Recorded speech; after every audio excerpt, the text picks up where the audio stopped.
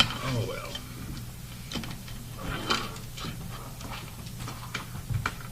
Joyce gone again? Yes, Myrtle Beach.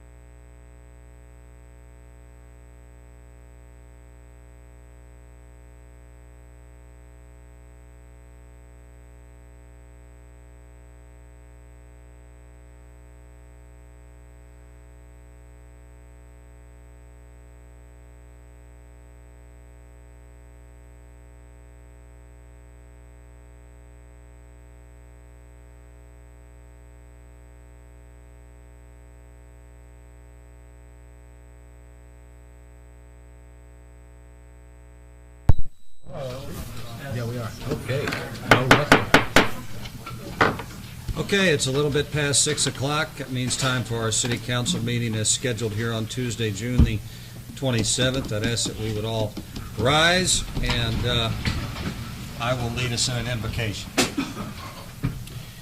Dear Heavenly Father, thank you for this day and another opportunity to come together as a community to consider the issues before us this evening. We would just pray that it would be your wisdom that we would have in our minds that would guide us to the proper decision for the entirety of the community. We pray for all of those overseas serving in the military so that we could have the freedoms we enjoy every day. In your holy name, amen. Amen. Pledge of allegiance. I pledge allegiance to the flag of the United States of America and to the republic for which it stands, one nation, under God, indivisible, with liberty and justice for all.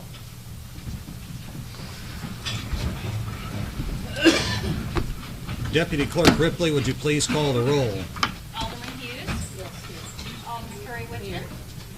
Alderman Brown is absent. Alderman Ross is absent. Alderman McComb. Present. Alderman Urbis. Here. Alderman Bratton. Here. Alderman Bastian. Here. Alderman Campos. Here. And Alderman Pittman. All right, thank you everyone for being in attendance this evening. We'll get right to the items for consideration on our agenda. And up first, of course, as usual, we have the consideration of council minutes from June the 13th, 2017. I'd entertain any questions or amendments to the minutes. I do have one. Mr. Urbis. On the bottom of page 4, top of page 5, discussion of community relations. I think we should add a statement that the complaining party was not present at the meeting. I think that's a good addition. Yeah. Any further questions or amendments to the minutes? Entertain a motion to approve the minutes as amended. So moved. Second. We have a motion and a second. All in favor signify by saying aye. Aye. Opposed? Motion carries. That takes us to the consideration of accounts payable registers, which are included in your packet. Entertain any questions on those at this time.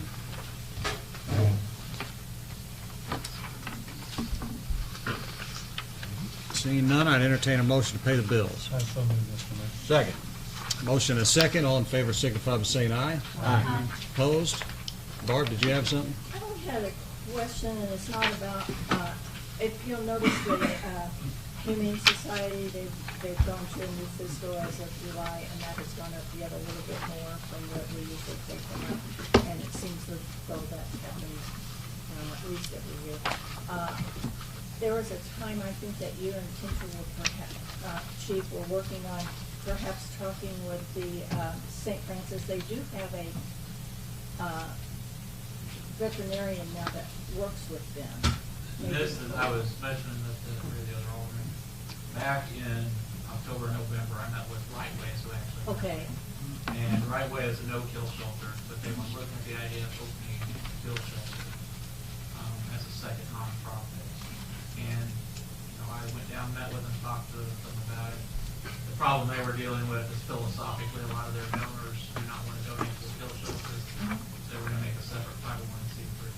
They've made no movements on that whatsoever. They're trying to check with them. Until they do, I have no negotiating room with the Humane Society because I have no one else to take. But could you, now that, I read recently that St. Francis has a veterinarian that does spay and neutering. Yeah. And they didn't before. You may want to go talk to them also. I think the problem with St. Francis is they're also no kill. Okay, thank you. And we have to have somebody who can offer kill services. And the Humane Society automatically goes up 3% every year. Is it And free? right now I have no leverage with them until I get another employee on board. Something we're pursuing, but it's really matters. Okay, thank you. Thank you, Chief. All right, that takes us to our regular committee and commission reports. And up first, we have Budget and Finance, chaired by Mr. W.J. Pittman. W.J.? All right, in old business, we have discussion regarding the senior citizens ban. We left that off before we were going to meet with Mr. Balsano.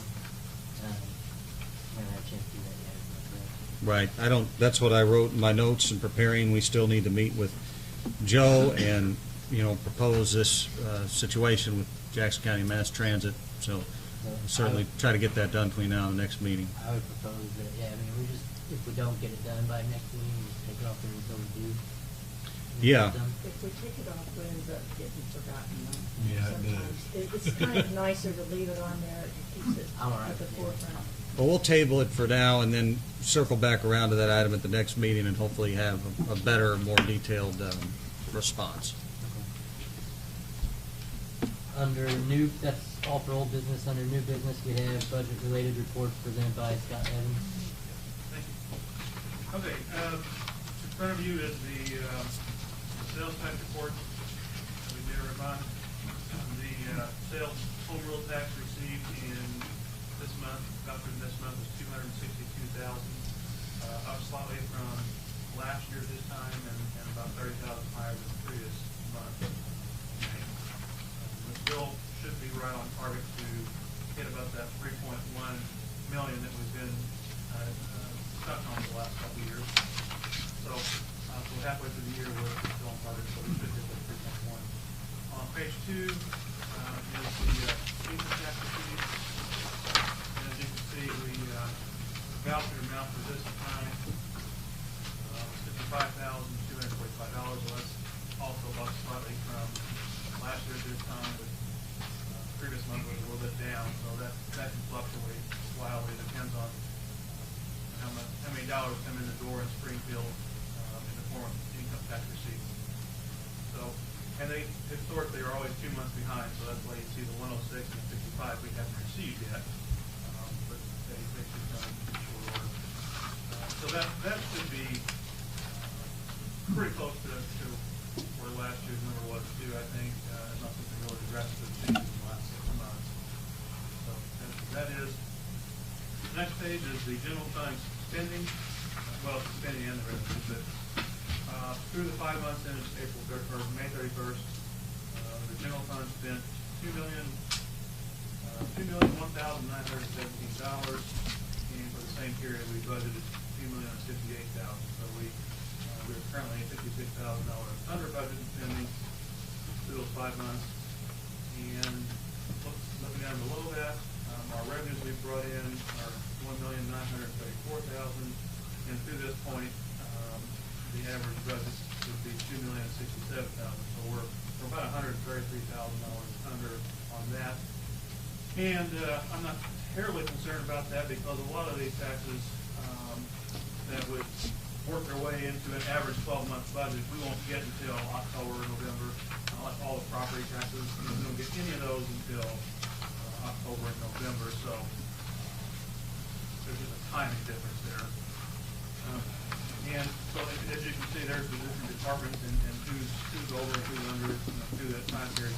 And keep in mind that certain things that we pay for all at once can skew that until the year has time to catch up. So that's the reason for some of those as we talked about that. Going on to the next report is the salaries, which is a major component of the overall budget. So for the month of May, our salaries were $255,250. Same period we budgeted $271,000. And so year to date, we spent $1,285,000, and our budget is $1,358,000. So we're about $73,000 under budget going in to the 5 months. So it's not that that's sitting there going into the later months. The next one is the healthcare cost. And as you can see, I've told you before that this, depending on when they pay these bills, you can get some situations where 2 months worth are paid in 1 month and where there are none paid in the next month, and that's exactly the case. Especially the April and May premiums. One was paid in early April and one was paid in late April, which represents the May premium, so that's why there's none paid in May.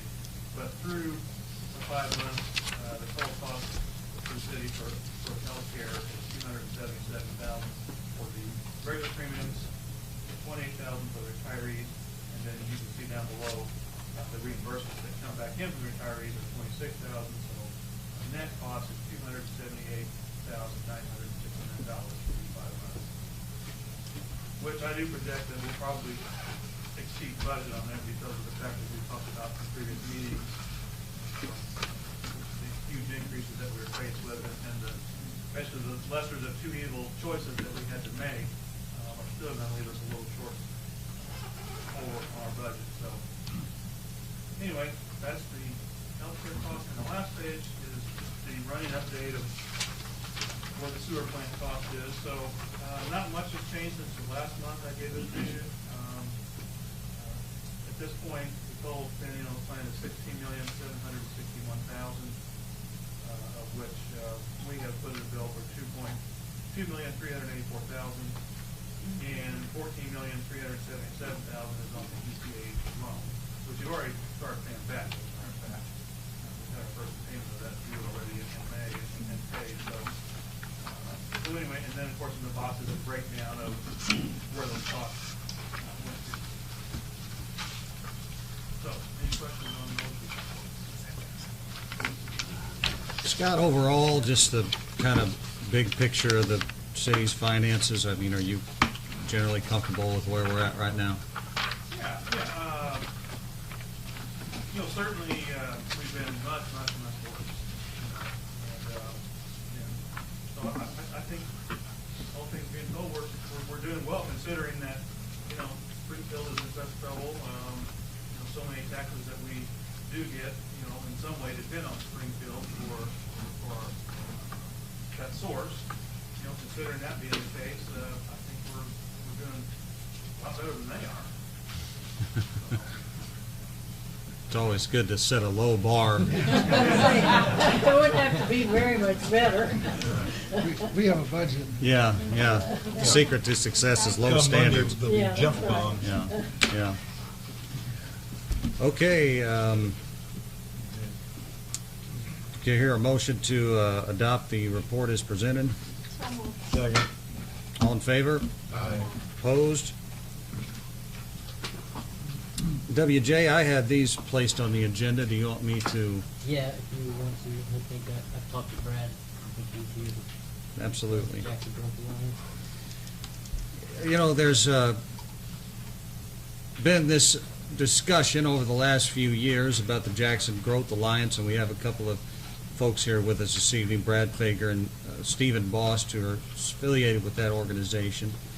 And I put this back on the agenda, and I've had some discussions with them because as we are going through this comprehensive planning, we're going to come out on the other side of that with a product that's going to have a list of things that the people of this community have said that they would like to see happen.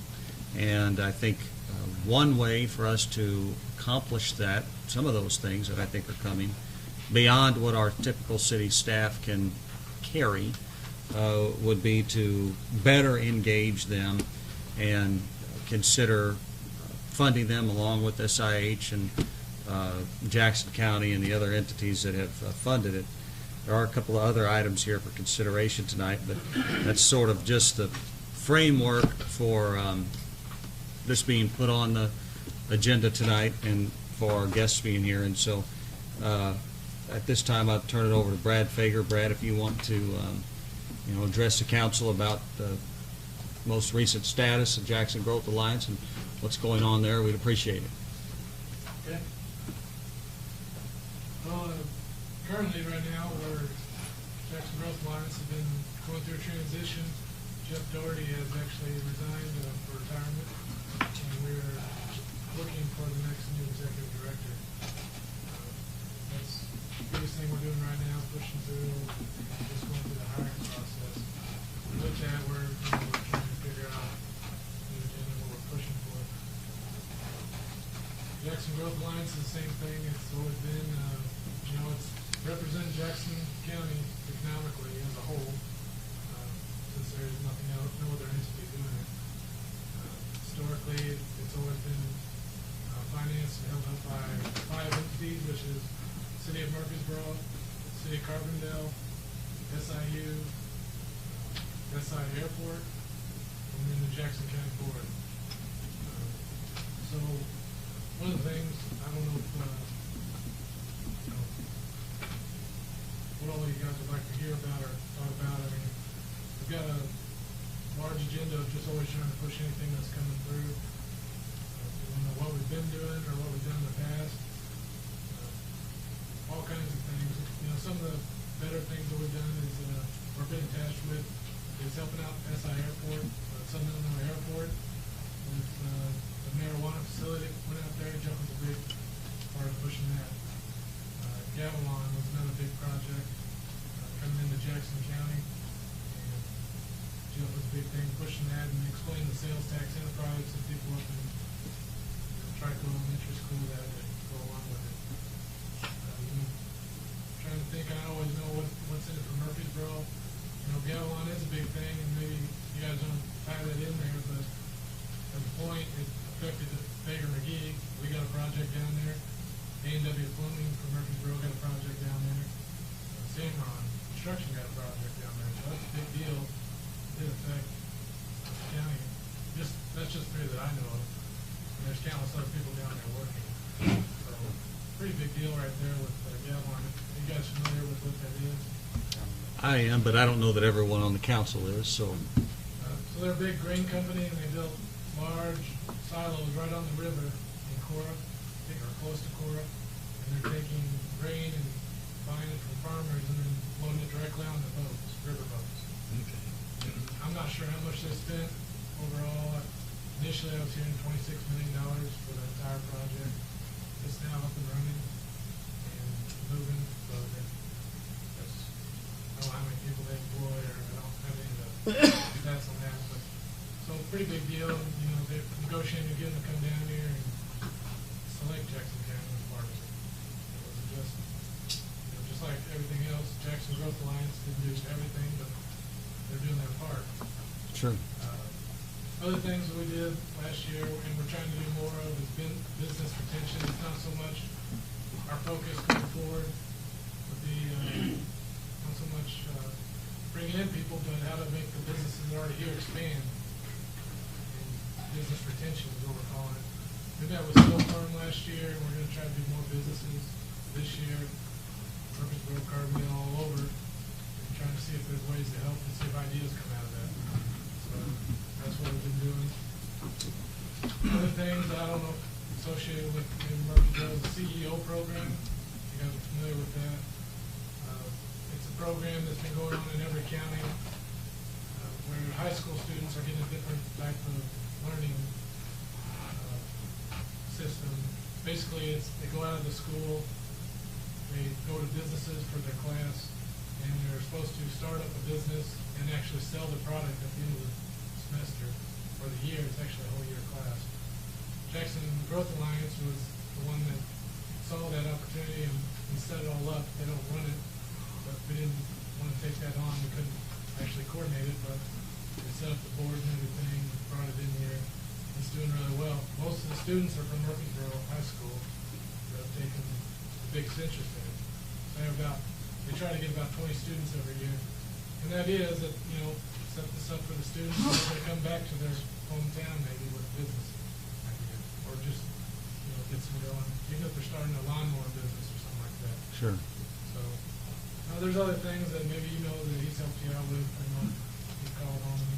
Well, I could speak to the fact that Jeff, the previous executive director, has always been a reliable sounding board for me if I call and have a question about incentives, whether it be a question about TIF districts or enterprise zone or whatever. He's been able to kind of flesh out the details of that. Has met with other businesses that have come to Murphysboro potentially to locate here with me from time to time. Now we know that he is now on a Carbondale City Council and resigned that position, but so yes, I have had that experience.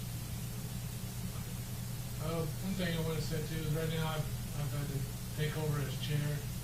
Chairperson did resign too, along with Jeff, but just happened to be timing. But I'm now myself more comfortable with what we're doing on the board.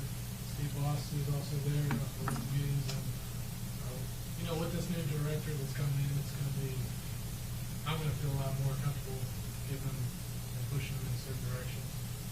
Certainly, always pushing for Jackson County as a whole and Murphysboro. I mean, it's not, I don't know if Murphysboro's ever felt like they're not getting a fair shake on or anything, but it's not the case. So we're pushing in that direction. I'm pretty excited about that. You know, it's a lot easier whenever you have somebody coming in.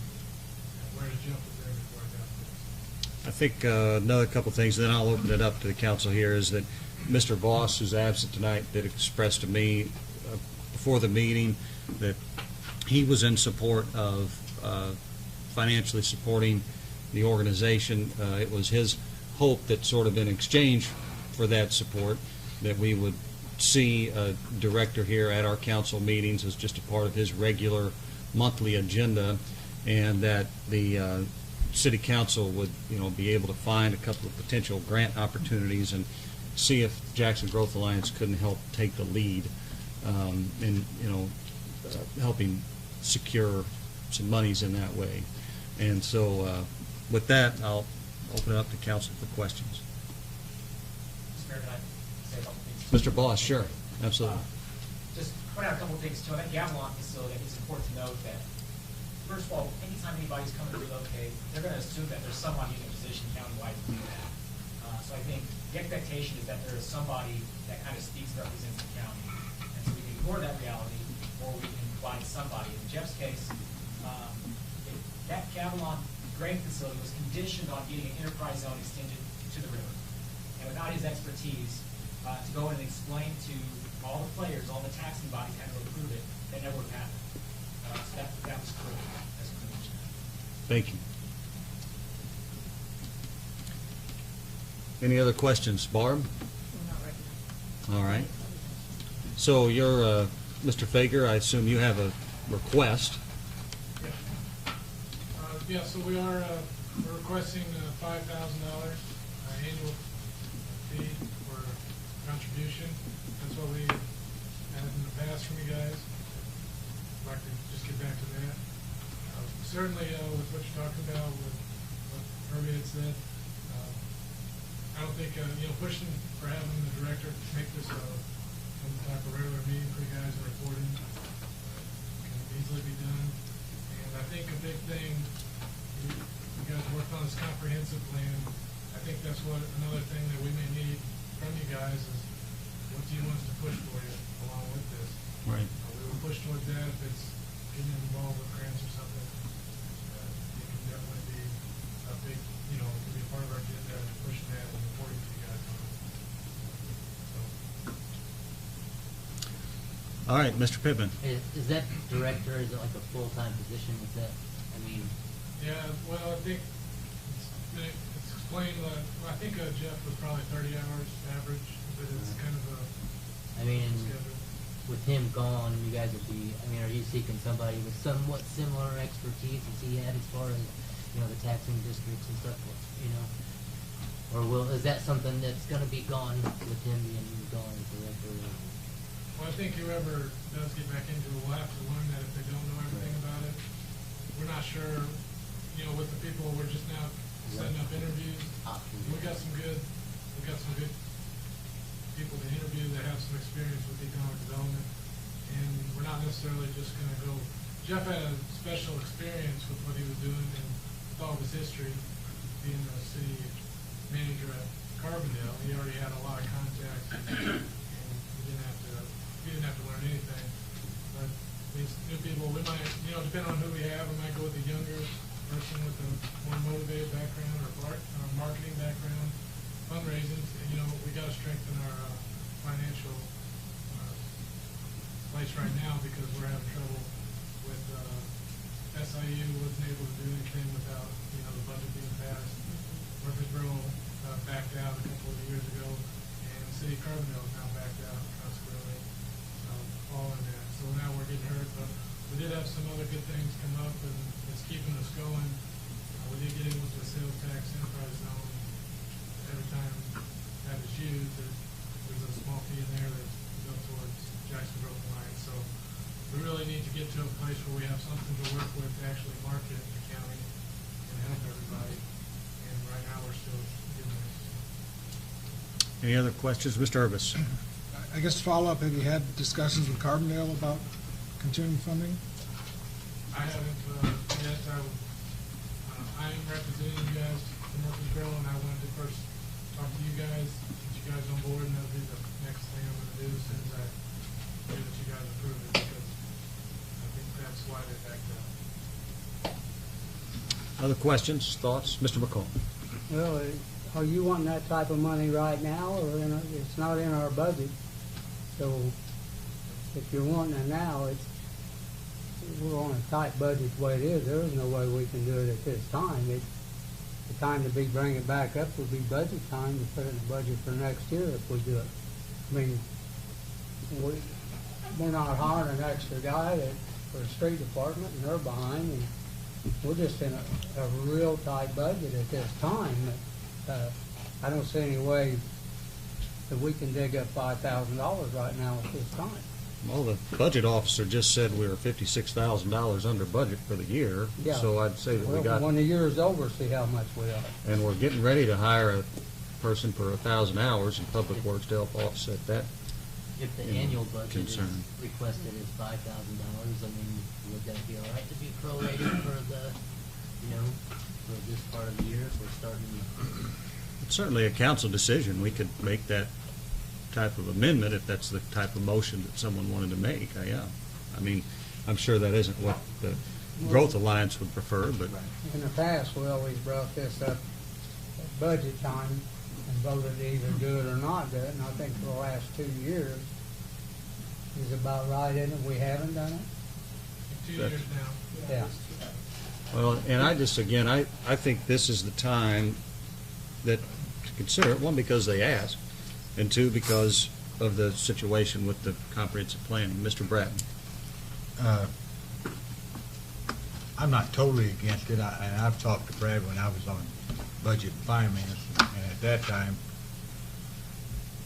I want to know, what have you done for Murphysboro? We want to kick in, I want to know, what are we getting out of this, what's our part of this? It does sound like we're getting some of the benefits. But on the other hand, we got service trucks that's got 200,000 miles on it. We're a man short in the street department. We got equipment that needs to be replaced because we haven't even been able to fund our contingency funds. I don't know where we're going to cost $2,500 up if we just did it for a half a year. But we usually start the budget process sometime in November, Scott, is that about right? I guess I'd have to agree with Alderman McComb at this time. We just don't have the money. Now, I want to say something here as respectfully as I can, and that's that a year or more ago, a sewer main collapsed on Tina Drive, Yeah. and it cost us about $70,000 to fix that problem. And we got our guys together, and we went down there, and we fixed the problem, and we hired Dean Bush, and we filled the hole, and we ended the budget year on an even keel. If we have to find money for a backhoe or for a hole in Tina Drive or whatever, we always seem to find it. And it's like saying, we're almost out of gas here in the car as we're going down the highway, but we don't want to go to work so we can get some money to fill the gas tank. I mean, economic development will drive the tax base so that we can have money to do these things. Well, Ms. Campbell's. Yeah, that's my thought. So I know that times are tight, but at the same time, if we don't push our productivity as a county in Murphysboro, we will never get out of the hole. So I feel that we have to take the chance, the risk, and money's tight, but we might have a little bit, and we might find it. And bring in business like Tiger McGee, Sam Ron, et cetera, that's money that's there in the community. That's taxes that help our general fund and to move things along. So if we close the door to a development, probably we are shooting on our foot, so we won't be able to move forward. Mr. Brett? You brought up Tina Drive, which reminded me, and Mr. Lee, head of our Water and Sewer Department, is with us tonight, and if I remember right, and correct me if I'm wrong, that Tina Drive is not a matter of if we're gonna have another breakdown there, it's when we're gonna have a break. We've got one out here, not Roberta Drive, but there's a sewer line through there that we need to put a liner through. Of course, you can't get in there. Stephen Lane. Because we can't get in there to work because the telephone line utility is right in the middle of the street. We got people who got water backing up all the way to their decks on their house on Roberta Drive that we made a commitment, and it's finally getting dry enough that Alderman McComb and I can go out there and try to figure out which way we're going to go, whether we're going to bid it out or whatever. And none of that's budgeted for, is what I'm trying to say. It's not that I'm saying kaput with Jackson County Growth Alliance. I'm not saying that. But we're already got stuff stacked up. And whatever the council votes for, naturally I'm going to go along with. May not agree. But I don't see how we can keep putting our stuff out when we know we're going to have more emergencies pop. I mean, what happens if the vac goes out, Mr. Lee? Huh? And that's not going to be an inexpensive operation. What about the bucket truck? And we got a, oh, that's something right there. We got a bucket truck that I'd like to see red tagged because sometimes it gets stuck up there and they got to slide down the thing to get down. I mean, Well, and that's where we're at, I guess. Will, I'm not trying to be rude, and I'm not being rude, but we just flat don't have the money. Come November, if we want to put it in the budget, and if our budget, we have to levy the city for more money, then that's fine, but that's the time to do it. Mr. Pitt? I will say right now, it is a unique window of time with the comprehensive plan being done, that it would be a very good time to be in partnership with Jackson Growth Alliance. I think if that gets put off, it throws a lot of stuff that will be, coming out of that comprehensive plan back a step. Well, and I know, it says 1843 behind me on the city seal, and since 1843, city councils have had discussions about, what if such and such happens? And things may happen. Maybe the vacuum truck does break down. Maybe it doesn't break down. But nobody up here has got a crystal ball.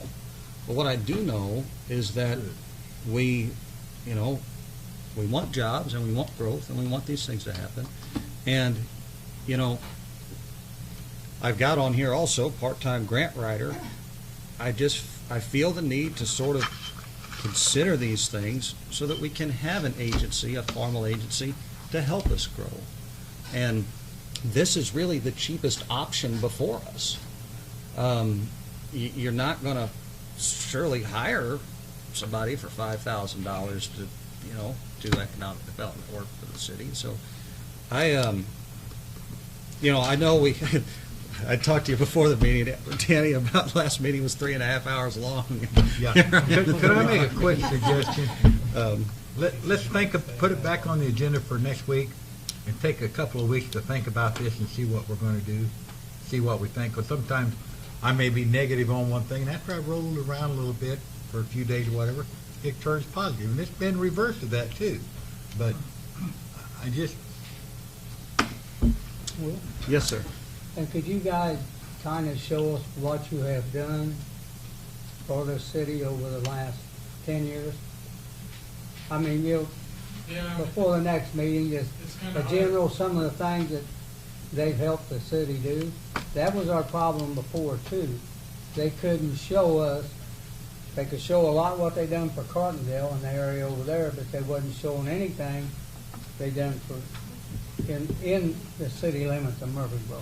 I know we benefit from some of the stuff like the airport and stuff, but most of the money that we were given wasn't bringing anything into Murphysboro, was more doing for Carpendale and SIU. Correct. But if you guys could get something to show us what they've done in the past for the city of Murphysboro, it might change things a little bit there too. But usually this is brought up at our budget time, and we discuss and vote of it. It's not in the budget.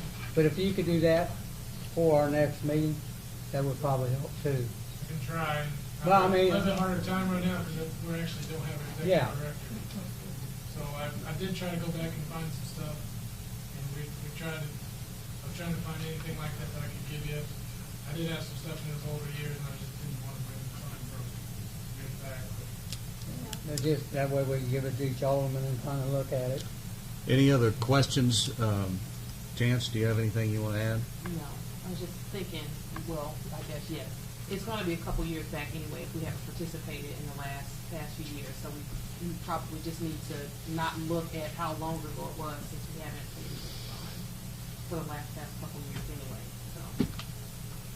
We have a lot of new council members Yeah. that have no idea really what Jackson Code Alliance has done for Jackson County, let alone Murphysboro. Yeah. So it would be helpful to them even if they were long years. Yeah. Try to see what we did for you, what we have. Okay, thank you.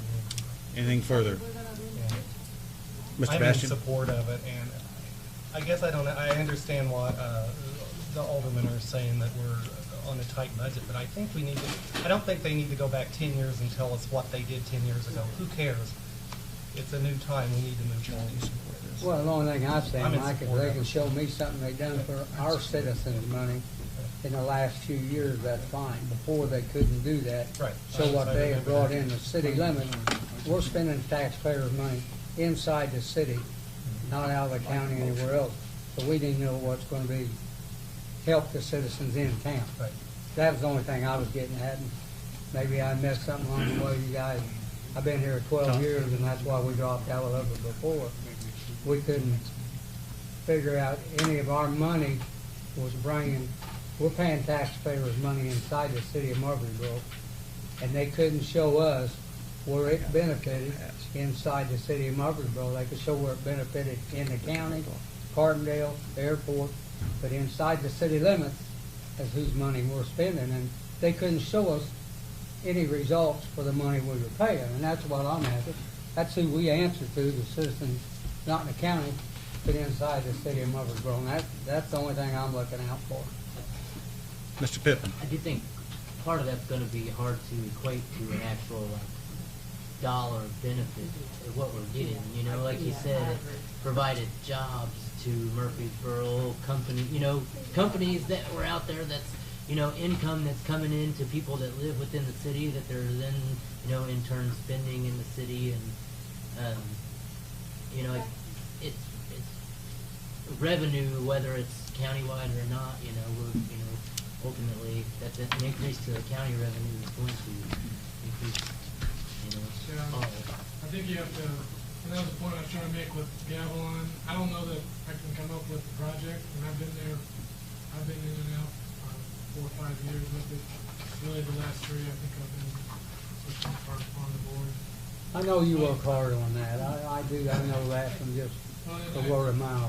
I do it because I know what it brings. I believe in what the economic development side has to. Obviously, our company doesn't survive if we're not building anything around here. But Gavilan, it does help Murphysboro out, and that's why we can tie it to everything. I don't think I can come up with a project like Walgreens came into Murphysboro, because there's not a lot there that's been coming in brand new in the last 10 years. But have they been helping with everything where they can? Yes, we have, and we do anything that we knew that we could do.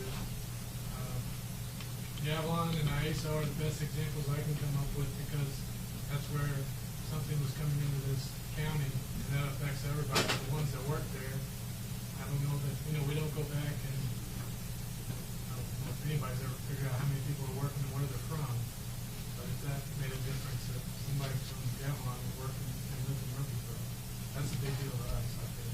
Well, I know that Clay Cochran said one time that there's 483 people that work at SIU that live inside the city limits of Murphysboro. So that's Maybe not no more. well, maybe not anymore. So if there's a few laid off, maybe there's 400. But that would make SIU our biggest employer. So anything that helps them, in a sense, does help us. Ms. Campbell? Yep,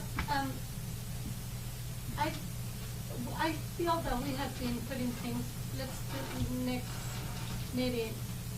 Can we try to do something, maybe meet somewhere and we are in half of the year and. You want to make a motion to fund at I would like to make a $2,500? motion to, fund the Growth Alliance, the Jackson County Growth Alliance. If we cannot do it for $5,000, at least $2,500, and then budget and put in November in our actual budget the $5,000 for next year. Something not then, not everybody, but let's start moving forward. So is that your motion? Yeah, I'll Mike second that and motion. thank you. You're welcome. All right, we have a motion and a second on a $2,500 allocation for the Jackson Growth Alliance. All in favor signify by saying aye. Aye. Opposed? Opposed? Motion carries. All right. Carries.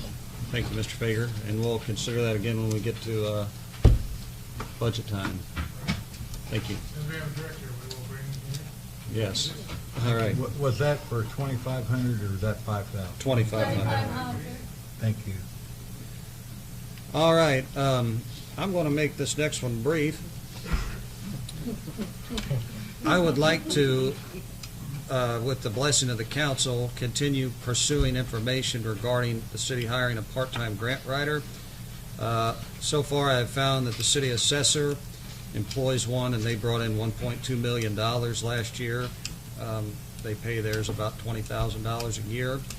Virgin's employs one at the tune of about 10 hours a week, and they brought in $370,000 last year. So, in any case, it's something I am going to continue to explore and bring more. How much does Virgin pay there? I don't know. They said that I sent out an email to the Southern Illinois Mayors Association, and I only got feedback from, I think, 4 communities at this point, but I just sent it out a couple days ago. There's a Orient doesn't have one, but that's maybe not altogether surprising, as they're pretty small. But So is Virgin's, though, and that's a lot of money right there. That was their water tower. Yeah. Was it? Yeah. I do have another question. At one time, Chief Powell was saying that he was going to be taking some grant writing tests. Has anybody talked with him about that, if he's ready for that yet? Or I follow his Facebook posts, and it seems like he's mostly just eating and I know. barbecue in I Texas. understand Mr. Drinking Brett. beer. Mr. Mayor, I think that's a great idea. I think we need to do it, but we've kind of, due to no fault of anybody that was involved with that, we kind of got burnt on 3 grant writers, in my opinion. So and I know probably 10 years ago, most of you weren't here, Alderman Combe was, but I had a grant writer lined up that, and I don't remember who it was now, that would work on a percentage. Yeah, there's More or less, when you produced a grant for us, and we got it, we paid you a percentage. Because we've paid out quite a few $1,000s, more than what we just voted in for the Growth Alliance, by golly, and grant writers, that basically the mayor was getting notification that there was a grant available a day or maybe 2 weeks after the deadline, a day ahead of time or whatever. So I'd like to. I did talk to Chief Powell one time, not too terribly long ago, about salary versus percentage. And that may be something to look at, Mayor. I will certainly look into that. It's And just a suggestion. It seems to me that would be very motivating to bring monies into the city if they were working on a percentage. I would like to know if, like, Virgin's has that too, or if any of the other cities have percentage rate versus salary. certainly. I'll continue to gather information from the other cities throughout the area. All right, and lastly, I placed on here infrastructure solutions and revenue. I wrote down earlier today Roberta Drive, Stephen Lane, sidewalks, sewer on 20th Street, Hanson Street, water towers, Bridgewood, Valley Ridge Streets. We've got a whole litany of things that come before us every council meeting seemingly, and we say to ourselves, we don't have any money to take care of these things. And so, We don't. you know, but in a sense, just because we don't have any money doesn't absolve us from the responsibility to try to figure out how to solve these problems. You know, Weeda's here. She's been emailing me for 4 years about the streets in Bridgewood, and I just keep sending her back crickets, you know. And so, you know, that's why I bring forth the Jackson Growth Alliance. It's why I think we need to pursue a part-time grant writer. And if we're not willing to do those things, I asked Scott Evans to find out for me what a 1/4 of 1 cent increase in the sales tax would yield, and it would be $220,000 a year. And there's an incredible amount of infrastructure we could get done if we put a sunset provision on a 1/4 cent sales tax increase, so that after 2 years or 3 years or whatever, that it automatically rolled off the books and we had to vote on it again. And I think people would understand that if they saw tangible things getting done for them, that it, you know, maybe would make sense. Now, I'm not saying that this is, you know, what we have to do, because I always know tax increases are extremely controversial, even little ones like a 1/4 of 1 cent. But I am just so worn out of having to give people blank stares as my answer whenever they come to me with infrastructure problems. And, you know, I don't know what else to say other than I just throw that out there, and I would entertain any feedback from me, because that's why we have a council. Mr. Pittman. What would that 1/4% bring our tax rate? It would bring us, after the July 1 implementation of the tax for the schools, that will take us to 9.25%. 1/4 of 1 cent would take us to 9.5 total. Mr. Bratton. We need it, we should put on 3 or 4%. But we also gotta look at, the merchants and whatever have to be able to fight. And I'll use an example. We've got one local lumberyard in the city limits. You go in there and buy $100 worth of material, you're gonna pay 8.25% tax. If you drive to RP, you're gonna pay, what is it, 6 or 6.25%. So I guess they're not the other out in the county. they're in the county. So, Now, you when you know, go to any city limit, I mean, like Marion, for example, is, I think it's 8.50 now. yeah. So what I'm saying within the is, city. I've heard a lot of people complain, you know, you really want to go to Carbondale to eat, why don't we go here? Because they've added a tax, you know. It may not be Town taxes. the same thing, but I think we need to let our merchants be competitive with their competition also, is Well, what I'm saying. and I would say this too, before we, you know, would ever hold a vote on this, I think that it would be important to, you know, be very transparent and open and reach out to those merchants and be very clear about the way that we, you know, would present something so that they know that where this money is going and exactly what it's going to be put into. I mean, if you're I Am Java coffee shop and the water main blows out on 14th Street, that sure doesn't help their business any, because they can't sell any product. So, you know, putting money into infrastructure provides a more stable situation for your business community, to a certain extent. And so I just put that out there. I obviously, you know, not calling for a vote tonight, but I at some point I wanted to get out there so we could have the discussion.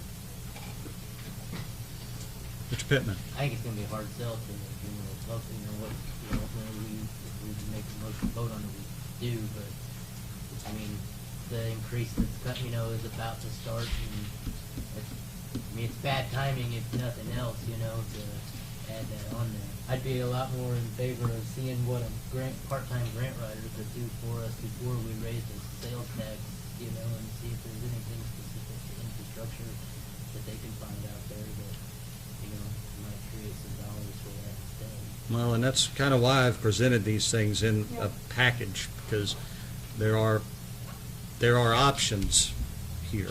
Good And, point. you know, yeah. Pittman, very good point. Thank you for that. Anything else? Riders, All right. Any public comment? Items under budget finance. All right. Mr. Pittman, Chair, you have anything else here? I don't think so. It looks like the last item. We move on to. Okay. That'll take us to Building and Grounds and Alderman Gary McCollum. Gary? Okay, under old business, it's discussion regarding the proposals submitted by Murphysboro Lawn and Garden. Since I wasn't here last meeting, I apologize for that, but I was sick. So, did we get a proposal from them or know anything from? No, we're just continuing to pay for the upkeep, and I know that, as I expressed at the last meeting, Bert Osborne bid the Smizer Trust to pay for all the landscaping. I don't know when their next meeting is, but I'd say it's imminent.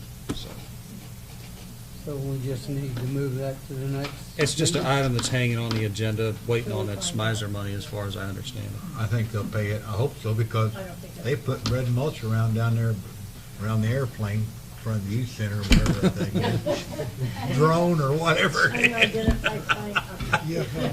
Yeah, UFO. It looks beautiful. I'd like to know what that, we could scrap that out, how much money we get for it. Okay, then we'll go to about the Mount Carmel Cemetery. All right. What I understand now, and I don't know this, but somebody's paying for it, being mowed. It's not the city, so I think it's the township. But I think haven't Mr. got- Urbis, Huh? I think Mr. Urbis may have some. I called the township, talked to some of the township officials after our last meeting, because the report was that they were refusing to pay to have the tree removed or whatever, and they were in the process of having it done, and it's been done. So, I'm not sure, Did they own that to owning it? I didn't ask that. Huh? I didn't ask that. That's the question. I'm sure it's not the city, it's not the city limit. And I mean, as they're long the, as I've been on over there, we never paid a mowing bill out there or anything else for No. upkeeping that As long as they're cemetery. mowing and maintaining, let's Yeah. leave the dogs sleep. the township mowed it, and I don't know what the report was, that they wouldn't, take the tree down or whatever, but when I talked with the township folks, they didn't have the equipment, and they weren't wanting to hire it done, but they borrowed equipment from Mark Williams and were able to get it done. So, now there is still a huge tree that's dying that's still there, that at some point is probably gonna have to come down, but That's one reason why when we get a little money left over in our tree fund every year, I have them cut the bad trees out of the cemetery on that. You know, the immediate problem was taken care of. The limbs that were down on the burial sites have been removed. I drove by today, and it's actually piled somewhere else. Ms. Ripley, I've put you on the spot here. Had you heard any communication regarding this issue? I thought perhaps in my haze of a brain that we had a conversation about that. Mike Jones was just doing the research on who actually owned it, and he's not found out anything necessarily. Okay. If anybody could find out right now. So do we want to just drop this from the agenda until somebody tells us to put it back on there? Well, I would say so, because there's no not doubt an we issue don't own it, we Well, haven't the paid issue's anyone. been taken care of. Yeah. Okay, We're not claiming ownership. right. Next is the update on Worthington School property. I know about that. Darren's not here, though, he's on vacation. Go ahead, I didn't mean to Oh, that's okay. We had picked up that house down there by the Holden area. Did Ruby Turner on? Yeah, oh, Gonna yeah. tear down. There's a fence all the way around their property with barbed wire over the top of it. Now, I don't know if it's worth salvaging. And Darren's not here, is He's he? on vacation. You know, between that and what was left over, didn't we have some left over, Tim, from our property over there? Between the two of them, it might be enough, if we get that down before we have the house tore down, salvage that fence and Mhm. that barbed wire down there, and the poles and everything look pretty decent. We could probably use that over there at Washington School too, to secure the building without having to hire a fencing company coming in and doing it. I mean, we're gonna have to pay our guys anyway, but we're paying them anyway if they get the time to run over and take it down. Good idea, Gary. Darren and I did walk that property the day after our last meeting, Gary, and I had told the council that we were going to do that, you were ill. And we walked that, and we looked at that area that IDOT owns, you know, that the kids have torn that down. What we talked about was leaving a pathway there so that they could continue to walk through there, and maybe they wouldn't tear down the fence that we put up if we leave them an entryway to get across the highway there. Yeah, 'cause Just they're move it back, because otherwise they'll tear it up if we close it all the way across. We also looked at the, what I would call the west side of that property. The fence goes further than it really needs to be, and Darren talked about perhaps being able to take that down and move it over closer to the building site and going north with it instead of leaving it where it was, so that we wouldn't, it would use a little bit more of that fencing effectively. Well, and we And don't- then with what we have left from, well, I didn't realize there was around that house down there, but I knew that we had some left from out of, by the wastewater treatment that we could reuse. To the west of that, we don't own much property It's right up outside of the against it school almost. district. Yeah, I It's thought pretty so, tight. too. Yeah.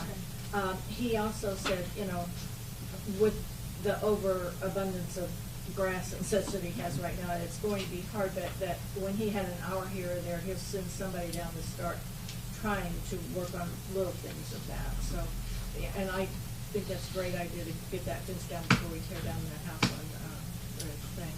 Well, I mean, it's something we can salvage Well, it. sure. We save some money on it. Yeah, I do. I mean, it's not a, Yeah, I Not kind a of want us to brand new find. fence, but Yeah. it'll Well, work. neither is the other.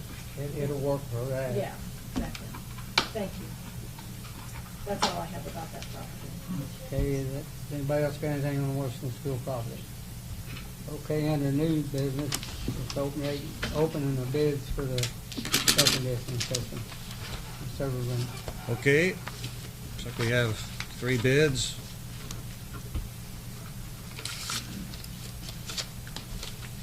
First one is from Boss Heat and Air Conditioning. And we have the specs in here, and of course we have the bid amount from Voss of $5,765. And this does call for the prevailing wage.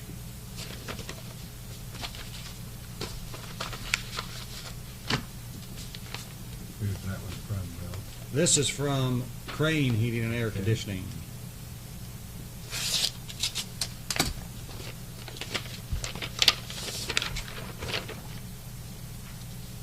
And it is in the amount of $7,245.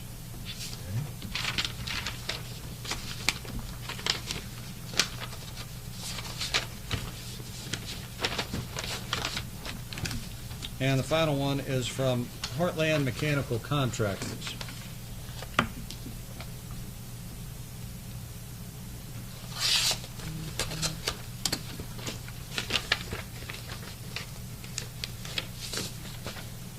And it is in the amount of $7,120. It's only 3, And those are all 3 bids. I would entertain a motion for somebody to give us the boss, and they got a I motion. make that motion. Danny, you got a question? No, I was just Okay. giving it, that's fine. If Bart second it, doesn't Doesn't matter. make any difference. Get it done. Yeah. Get her done. Are you jumping up and down back there? We need a, All in favor vote. signify by saying aye. Aye. Opposed? and before he does that, Doc, he needs to sign our prevailing wage sheet. It was in the bid spec, but yeah, if you need to Yeah, sign but it we want over to make to sure before we Yeah. start that do. you bet. That is all under new business. Do we have any public comment on anything under building and ground? And we'll adjourn it and go back to the mayor. Thank you, Mr. McComb. Takes us to Community Relations and Chair John Urvis. John? All right, no, there's no old business, new business? Can I get a sheet in there for old business? Sure. We had talked briefly about Trudy Johnson, last week, last meeting, about, trash receptacles for Yes. that West End.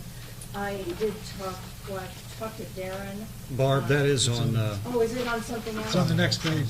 yeah. It's under new business on the Never mind. public improvement. Well, okay, I don't know what it's supposed to go in there, obviously. I have you down You in. just gotta wait, Barb, just wait. Your Oh, turn. wait my turn. You're anxious. We have 3 separate requests from Bruise Brothers for street closures. They're here. Yeah. Do you have any, want to say anything about them? The first one, the August, the 2 days for the eclipse, we decided to throw a party because nobody else was doing anything, so we've asked the new shop in Murphysboro to be a part and set out booths to promote their businesses. We've also asked other food vendors to come out and serve, just to kind of get everybody involved and bring people from Carbondale over to Murphysboro since we're going to have such an influx of people. That's great, thank you. Informational wise, tourism bought a whole lot of solar glasses that they are handing out to business. Make sure you check with Mark about that because that's something you guys would hand out. Gary? John, when we close these streets and parking lots off, I know we might ask Ed this question. Who's responsible for accidents? Is this a thing that we need to cover like we did before on our, like when we rent the parks out and stuff? Do we need special insurance, Ed, or something like that, or does their insurance cover it? We have an insurance underwriter for the parking lot in the city, or for the street in the line. Do you have a copy of that thing? I just have a copy. It's probably with their special event liquor license. It is trying to cover if somebody gets hurt No, out there. we're covered. Well, there's no doubt they got hurt, they'll sue you and us too, but I mean, Yeah, yeah. somebody. So we're listed as additional insured on that? Yes. We are? Or, well, I mean, we cover it. Yeah, no, but on the policy, are we listed as an additional insured? I think that puts liability, but I'll ask them really make sure. Yeah. So, We I just, mean, we ask for, every time we ask to close the street, we get a special permit license along with the state liquor license, and, you know, that's what you guys provision license. I mean, I'm not against it, I just wanna make sure that we're I know covered it's at liability least wise. another $1 million on top of our regular $1 million general liability. You have what? It's 2 million total on a bad day, Okay. so. Mr. Pittman, did you have something? I mean, I would motion that we approve the street closures for all 5 days that they're requesting. Second. Any other discussion? All in favor? Aye. Aye. Opposed? No? That passes. So that was for all of them, WJ, correct? Yes. Thank you. Any public comments under community relations? Closed. That takes us to the Public Improvement Committee, which is chaired by Alderman Mike Bastian. Mike? Okay, the old business, the consideration of ordinance for improvements on the city right-of-way. I assume everybody's had a chance to look over those ordinances, and Attorney Beller, do you have anything you need to add? Everything's there In the ordinance? I think we'll do the packet, it's just the guts with the T's and D's, I have the actual ordinance here. Okay. Is there any questions from the alderman?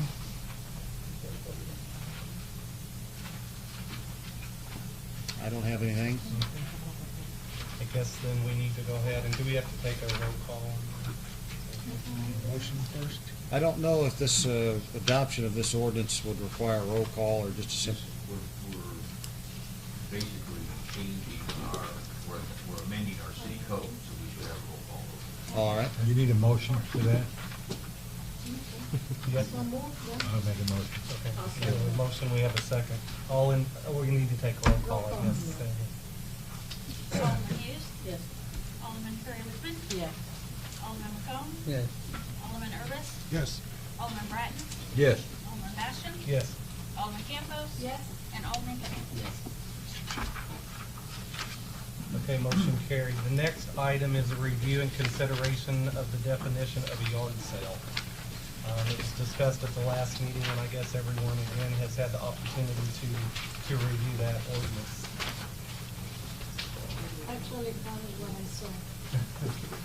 Ed, do you have anything you want to add to that? Now, again, we've, I think, fleshed it out pretty good.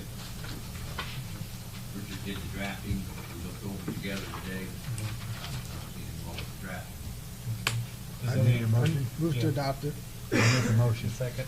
Okay, we need roll call on this as well, I guess. This is an ordinance, not a city Mm-hmm. code. Amending but- our city code. Oh, it is, okay. Yeah. When we pass an ordinance like this, this is an actual Right. amendment of Okay. existing provisions. Alderman Pittman? Yes. Alderman Campos? Yes. Alderman Bastian? Yes. Alderman Bratton? Yes, yes. Alderman Urbis? Yes. Alderman McComb? Alderman Curry Whitman? Yes. Alderman Hughes? Yes. Okay, motion carried. The next item is the consideration of proposal from Blimp Networks. Mr. Bastian, excuse me, I hate to interrupt.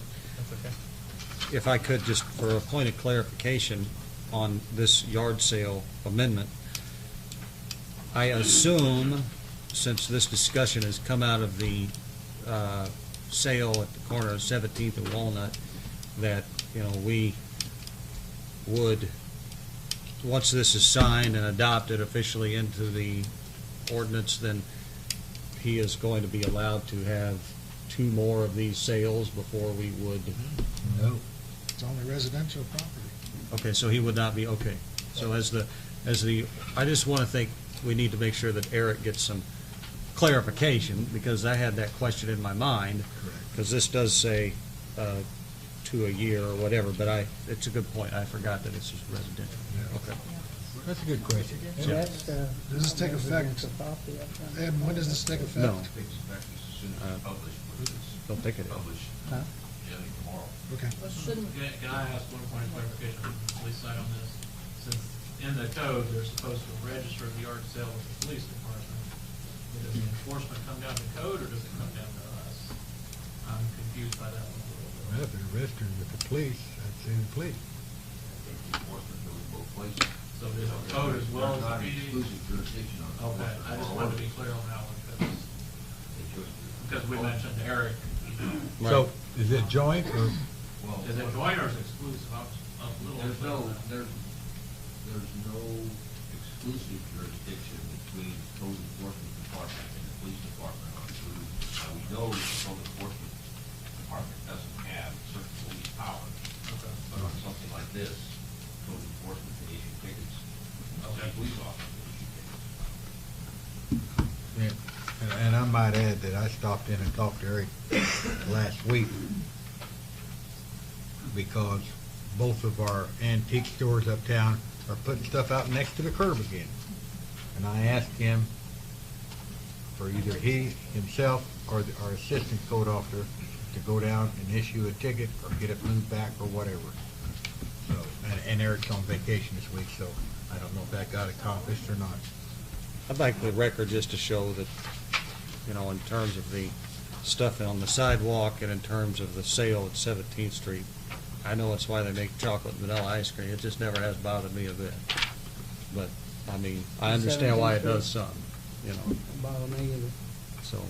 It's in any part of case. his business. He spends his money back in the, I don't get any taxes, but what he makes up there goes back in the economy. So in any case.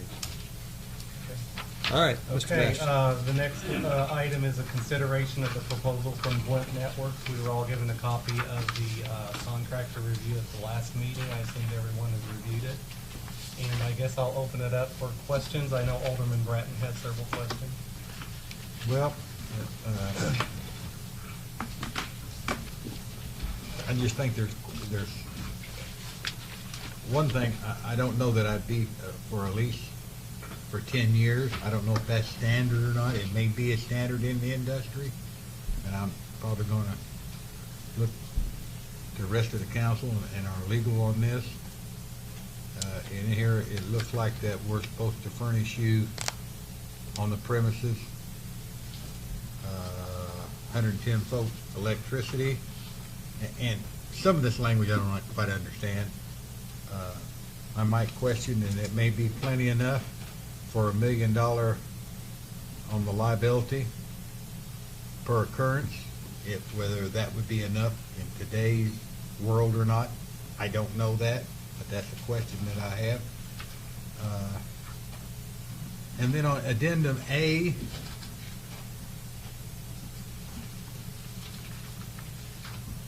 and I only got to go through this one time. That's my fault. I usually go through stuff 2 or 3 times before I can absorb it all. You guys can go click, click, click, click, and you got it. But under addendum A, these are some of the stuff that if we wanted that you could provide for us, and it would come off of the $500 that you're proposing to pay us per month, if I understand it correct. Is that right? That is correct. But I don't see any dollar value for any of these items. We can provide that if you like. Yeah, well, I mean, there's no doubt in my mind it's not going to pass, and you're not going to get on the water tower. I'm really not for that, as you know, but that's the way it's going to be, so let's just go on with it and get over it, Dan, and, we'll go on. That's how I operate. And it never was anything personal. But anyway, I think that's something that needs to be lined out. And then, I may be wrong on this, but somewhere in my head, I've got it that MediaCom pays us a percentage. The tax, we get a percentage off of theirs? Yes. Well, there is a franchise fee. There is a franchise agreement. Yeah. In fact, when we talked with Flint before, our attorney contacted MediaCom to see if we would lose some of that, and they said they had no intention of doing that. Well, I guess under the regulations, can we go a franchise fee on a percentage with one company and then another company just a flat fee or something? I don't know. Couldn't you? I mean, there's just some questions that I'd definitely like to see some dollar values on what these services are, what they'll be, so we know up front. May I respond to that? Why, sure. On NAA, this is provided by Mr. McMahon for potential Uh-huh. services that they might be. Uh-huh. So as far as line item, basically, we're offering to provide it at a fair market value. So MediaCom may come in, you have the option, MediaCom can come in outside of the network and set up a Wi-Fi and charge you a monthly fee for that. So basically, services are a fair market value to the services. And I'm not insinuating that they wouldn't be fair. In fact, Dave, I think that you would probably give us even a better deal because you're going to be on the tire. But I guess 35 years in business, I want to know up front what this is and this and this. And if I want ice cream on my blackberry cobbler that's still hot, I want to know how much that ice cream is going to cost me. That's what I'm trying to say. I would like to get Mr. Manwaring's thoughts on this, as he is our IT point person for the city. Brian, do you have any thoughts on this item this evening? As I had mentioned before, the city is not dependent upon wireless connection as we were in the past between the buildings. So, the concern of interference is not as great as what it was before. The list that they've provided were things that have kind of been on our wish list for services. Those are mentioned there. So, I see no issues from my perspective with going with this agreement. Brian, this service here help if the sewer plant went out? Would it help us in any way? No, it would not. Since we've got our fiber connection there, we would have to have a tower at that location to be able to Okay. service. I was made aware earlier today that if we were to vote to adopt this proposal, I believe, Mr. Heller, we would need a 3/4 vote. You'd have to have 8 votes. Okay. So, with that being said, I know that Mr. Bratton has had a change of heart and is now willing to vote yes. He's been praying that all the rest of us change our I would like to see this brought back up for a vote when we have all 10 members Yeah, present, if that I happens. think we should be prepared to vote at our next meeting, because, Can I make you a know, statement? Miss You you. know, and I said this to Dan, and he said, I understand that, and I'm still going to pray that you'll have a change of heart. It didn't work, But probably. It didn't work, by the way. But, you know, when we consider that if we're making decisions on new innovative ideas and new technology because we're fearful of liability, I think that we are really doing a disservice to the community. And you know, whether I agree with it being on the water tower or not, this is something that's good for the constituents. And there's liability when you get up and you decide to stay in bed in the morning because you're scared you're going to have a liability case and a damn airplane falls on your house, you know. Or you go out on the highway and you think, oh, I don't want to drive because there's a chance that I'll get hit. There's always risks you're going to take. Some are higher than others, but at some point we have to think about the community. Well, it's gonna help a lot of kids. Yes. You see Yes, kids in now the going low-income to areas. restaurants, May I comment? I'm sorry. I and know it's covered. that, If Do you you, mind if I comment? after we finish up here, if you let Mr. McComb finish his statement, we'll get to you. Thank you. I mean, we got a lot of kids that's going different places, this is that, they get it. I see them out beside the Legion on a picnic table with their phones. I see them going to Cindy's. I see them walking this place and that place because they can't get it where they're at and afford it, so they have to go where somebody's providing it to them. It'd be nice. I've had a lot of parents to be nice if they could get it. And one thing I like about it, we got 4 local guys there, and Yeah. I know them I coached in Little League, so I'm kind of partial to them, but they are a local company. And You coach those boys in Little League? Coach Steve. Been coaching a long time. Ma'am, could Danny, I you, coach my boy that's 50, so that tells you. That one on the end, I sent home when he was real little. You know, it's something I think, I know a lot, you go to Ada, go to Camel Hill. My nephew is the mayor of Ada, and they just love it up there. And if you go by and look at the water towers, it don't look bad. And how many people drive down the road and looks up at all the water towers? You know, I mean, you'd be surprised drive around town and look at all the trees at the hangar. yeah. Dead limbs laying up there. You don't see them. I mean, I'm for it. I won't use the service, but I am for it. My granddaughter probably use it, but I mean, I'm for it. I apologize to them because I asked them to come to the last meeting, and I got sick that afternoon, didn't make the meeting, so I kind of shucked them aside, you know, and I felt bad about it. So I'm all for them. I'm pushing for them, for us to do it. Like I Mr. say, I'll Bass. go whatever the council wants. I think we had a comment in the back. I didn't mean to interrupt. No, that's all right. I've been waiting a long time for this. I guess I should have used sooner. I live in Murphysboro. I've been a resident here for 50 years. I live in front of the company shoe factory. For those of you that don't know me, we've been waiting a long time for the lift to come in here. I'm sorry, we've got it at work. It is unbelievable. Everybody I've talked to says it's unbelievable it has it. I have roots here. It is, pardon my French, I have been down for 3 weeks.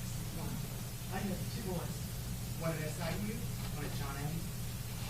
99% of their homework and their tests are done online in the evening. We can't get online. You're looking at 20,000, tuition. They want the tests. They can't get on there. And I have spoken with Brent here on several occasions. I know there's media hesitant. Who else? I would rather go with a local company that I know that I can talk to and get my stuff fixed.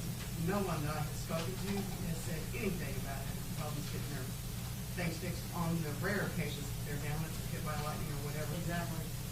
Frontier has told me that they will no longer credit my account even though they have got congested lines, and that's just too bad.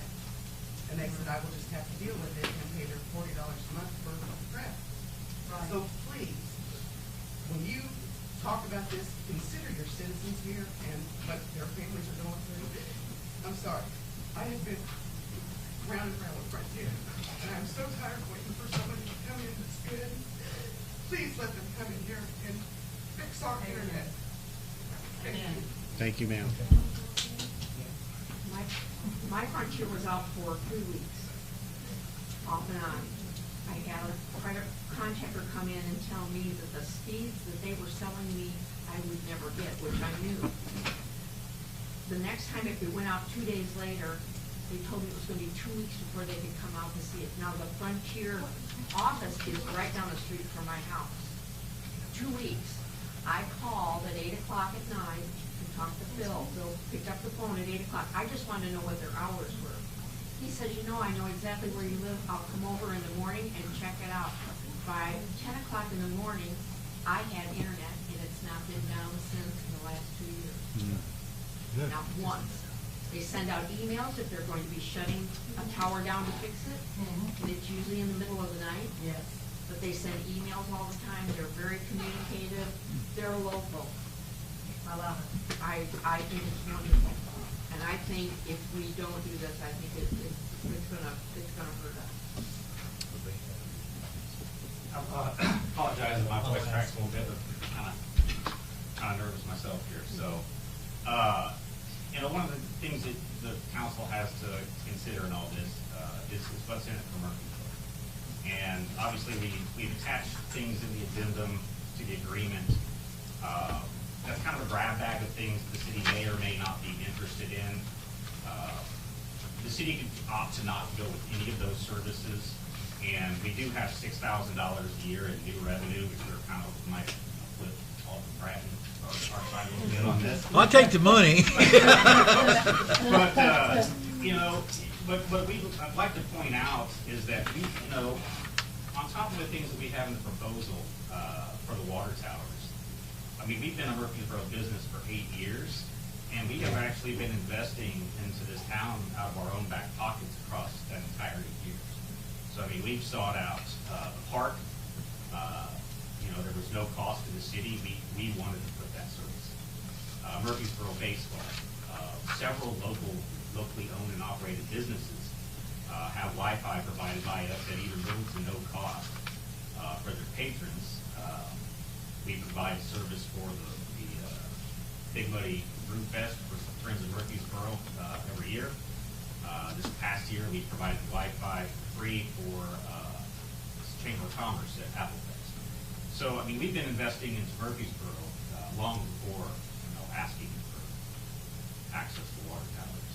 Just want to make sure you guys kind of know where we're coming from. I guess we'll put that on the item for the next meeting. I think, Have we changed Dennis' mind yet? Alderman Bratton would like a dollar value on that. Would that be Maybe possible? you could get that to. We would probably need to meet with Brian. The reason there's no dollar amounts attached to some of those is, for instance, things like Wi-Fi, downtown Wi-Fi could be a potential. There's a lot of variables that go into play with determining the cost. So, for instance, to say we're going to have Wi-Fi on Main Street, that could be a very low cost depending on the density of people you need to be able to access that system at the same time. So if you want a type of system that will support, let's say, 20, 30 people on at one time, that's going to be a very different cost than if you want to be able to say, it's Apple Festival and we want 3,000 people on free Wi-Fi. So we couldn't just give you a blanket cost without knowing the full requirements of what your needs are. So that's why it's kind of just more like these are the things we can do, and then you guys we would discuss fair market value with you, and you would say yay or nay. In the meanwhile, there's $500 a month in revenues with zero service. Coming in, whether we have services or not. Right. Extra services. Have you changed your mind? Can we go Are there? you good with that? Yes. I've got about, I don't want to go through it tonight, but I got about 7 or 8 things about the contract language that I'll get a memo to you and the mayor on the next couple of days, so you'll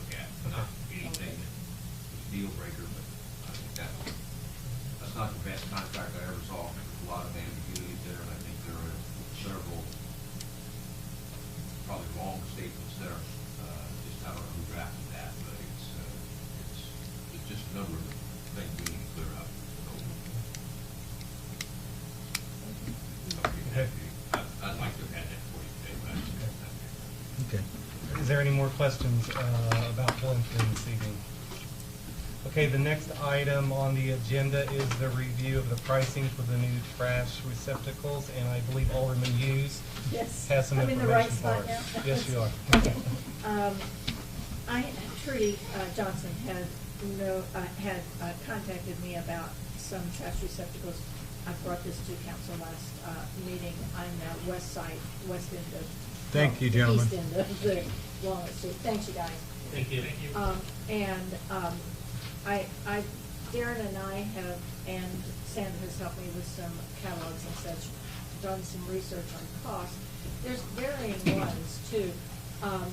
I talked with Scott today about Main Street. Perhaps we really don't know who funded them the first time around. Nobody can remember for sure. Do you know? It was Main Street. Was it Main Street? Murphysboro Well, Main Scott Street wasn't funded really that, yeah. sure. It's been long time. It was. Same time they did the planters, I Right, think. right. But anyway, they're gonna meet soon. I gave him that information, and he is going to put it on the agenda for Main Street to see if we can find maybe a way of helping fund for those. I'd like to see us put 2 or 3 down on that end of town, just because it's the main place that they come in. They think a lot of them from my research. But there are some varying kinds, and before we would purchase, I think we also should talk to Public Works, because the ones we do have now, they do hold water when it rains a whole lot. It makes it pretty heavy, I think, for the Public Works guys to empty them out, and they get all wet, so I think that it's something that Scott's gonna put on his agenda for the Main Street, and see what they can maybe help us with, and then we need to really look at what kinds we might want. But I truly think it's a good idea to do it. Yes, Scott. I drove down, look, there really aren't any east of the courthouse. No, there aren't. it's No, not- there are I mean, not. it's Jim not and I just down there. did that Right. the other day, and he Yeah. said, well, I haven't seen, we're coming into town, actually. Right. We were going west from Carbondale, coming into town, and it was up to the courthouse before you found it. Yeah. So, yeah, the answer is, yeah, the more the merrier, but they think a lot of them. The one I actually found that are really very, very much like what we have is and the cheapest one I could find, and that one was $584 a piece. So I think that's pretty high. And some of them were much more than that. So what I don't want to do is, say, oh yeah, we want 12 of those. But we just, maybe they can research too and see if we can find any cheaper ones that are curbside. Have some curb appeal. Appeal, yeah. That's all. Anybody else have anything to add to that? Okay, with that, any comments from the public? Yes. Just want to say something else about the network. I've been a customer of my own for about 3 years. So thank you for your organization, service, all the guys. Send a phone call to them, either that day or the next day, they're ready to service your stuff, whatever it takes. We have Lyft, we have CDs that day, awesome service. I just think it's good for the city. Because we're talking about investing back in Jackson County. Jackson County growth lines. And you guys want to bring businesses down, I think this is a step forward for the city. I think it's something good. Thank you. Thank you. Was there another comment over here? I want to really get a comment on the yard sale thing. I know it's within city code, advertisement on the county code, which they use like that. Okay? And also with the group, with the collectibles and antique people, well, I've never heard of an old washing machine, old refrigerators. Are those considered antiques? It's not just antiques, they have resale. Resale? It's resale and antique. I know, but it really makes us. Oh, I'm bringing that, I'm not questioning that. Putting them on the curb, I also know that if you're, I own the craft shop where the pie shop is down, and I wasn't allowed to put anything on the curb, because I would've got a ticket. So why are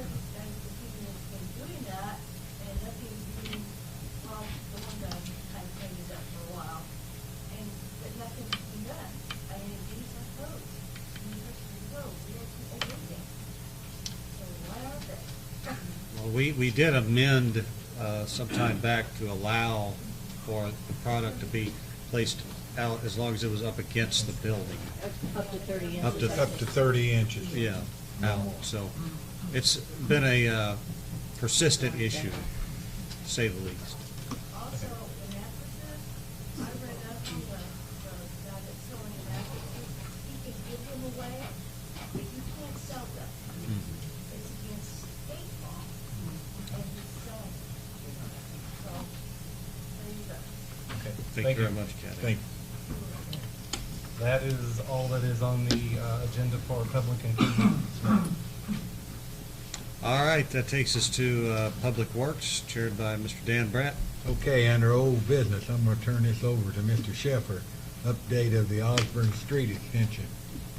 Yeah, this is turning into quite an ordeal, trying to get IDOT approval, but Bishop and Elmo did revise their layout of their parking lot, bringing the entrance in on the north side. Sent that back over to IDOT, and now they're concerned, I'm assuming, with commercial development in that area. One of the questions they asked is, have the streets been vacated? So I'm trying to get in contact with Travis Emery and try to get this all worked out. They're asking for a business plan now. I mean, I don't really know what they're trying to go for here, but we'll try to iron this out with them. Seems like IDOT just, I don't know what the T stands for anymore. So, I mean, it's a limited access highway, and so they do have extra concerns about things like this. Commercial setbacks are different than residential off of 13, so, I don't know, I don't understand what they're trying to go for here, but we'll talk to them and work out. Okay, thank you. Next item we have is discussion regarding the upgrade of the 7th Street lift station. Mr. Stewart, would you like to inform us of that, or you? Well, I think it's come down to either we do or we don't. I'm recommending we change the pumps in there. And I've got a couple of bids on it. I don't know what else to do. Been through tests, been through all this to try to figure out why they're not. Can't get any answers on that. So I'm just real hesitant about keeping going like we are. 6-inch rain like they got at Camel Hill and stuff here last Friday. Right back like it was. And the cost of, I think Mr. Stewart called me and informed me about this and brought me up to date, but sometimes it's better if you get it from the horse's mouth. The two bids I have, one is for $14,000, and the one I'm recommending is for $97,760. That's from ESN Incorporated out of Murphysboro, Missouri. And that is installed. It's installed. Alderman And a lot Hughes. of it is I just don't understand lift stations as well as I wish I did, but, we had a lift station there, and then we replaced it when we did the wastewater treatment plant with something that was supposed to take care of that size area. Why, do we have any idea why that wasn't foreseen then? And I don't even know if that's a legitimate question. Let's let, It is Harrelson Price, Okay. Is how they spec out a lift station. I was gonna say, I just don't understand how we could miss it that much, because we didn't have that big a problem with the old one, and it was old. The problem is we had a problem. actually the infiltration out there. Okay. No question about it. It's just the problem, and I assume in the years to come, I'm hopeful when they build that road up, Yeah. they will put a new line up there, which could take care of most of it. We've also got line of speed this time. Okay. Where it's coming. So it's coming from all directions. New ditches and Yeah. stuff out there is definitely gonna help. Okay. But it's from now Until until that 3 to occurs. 4 years from now, you've got to cover yourself. And put the bigger pumps in, or is always room for expansion out there. Well, I know that you wouldn't recommend something that you didn't truly need. I'm not questioning that whatsoever. I just was questioning, and maybe Harold can help me, with why, that's a new pump, why isn't it doing what it needs to do when our old one was pretty fair about it? Or seemed to be. I don't know what So changed. the new pumps are the same size as the old ones. So, Okay, you so. know, I don't know what magic thing has happened. I mean, there's been some, buildings out there that, I don't know, they're backing water up. We're in the process of PDing the sewer line on 7th Street, and there's a pretty good amount of gravel in that line, you know, unless the TV camera couldn't get through it. So, I mean, there is a lot of water getting to that station. Yeah. And through ditches, through manholes, through breaks in lines. Are you thinking that it's just been moved enough from the new construction perhaps that it's overloading it? I don't know if that's even a legitimate question. I mean, the pump station size, when we size the pump station, we do house counts, commercial Okay. businesses, any Yeah, I would think so. contribution into that. There's peaking factors that are put on those pumps in accordance with EPA regs. And then that number came out less than what the capacity of the station was before. So we put the station back to the same exact capacity. So, and then the one thing we ask is, has there been any problems? And there has not been. Well, any yeah, problems. that's what, I don't know why there is, I'm just, and, you're not a prophet, you don't know either, I know that, but it seems strange that the same size pump isn't doing the same thing, and it's new. I agree, but I mean, we've gone out there, we've tested the pumps are pumping at rated capacity.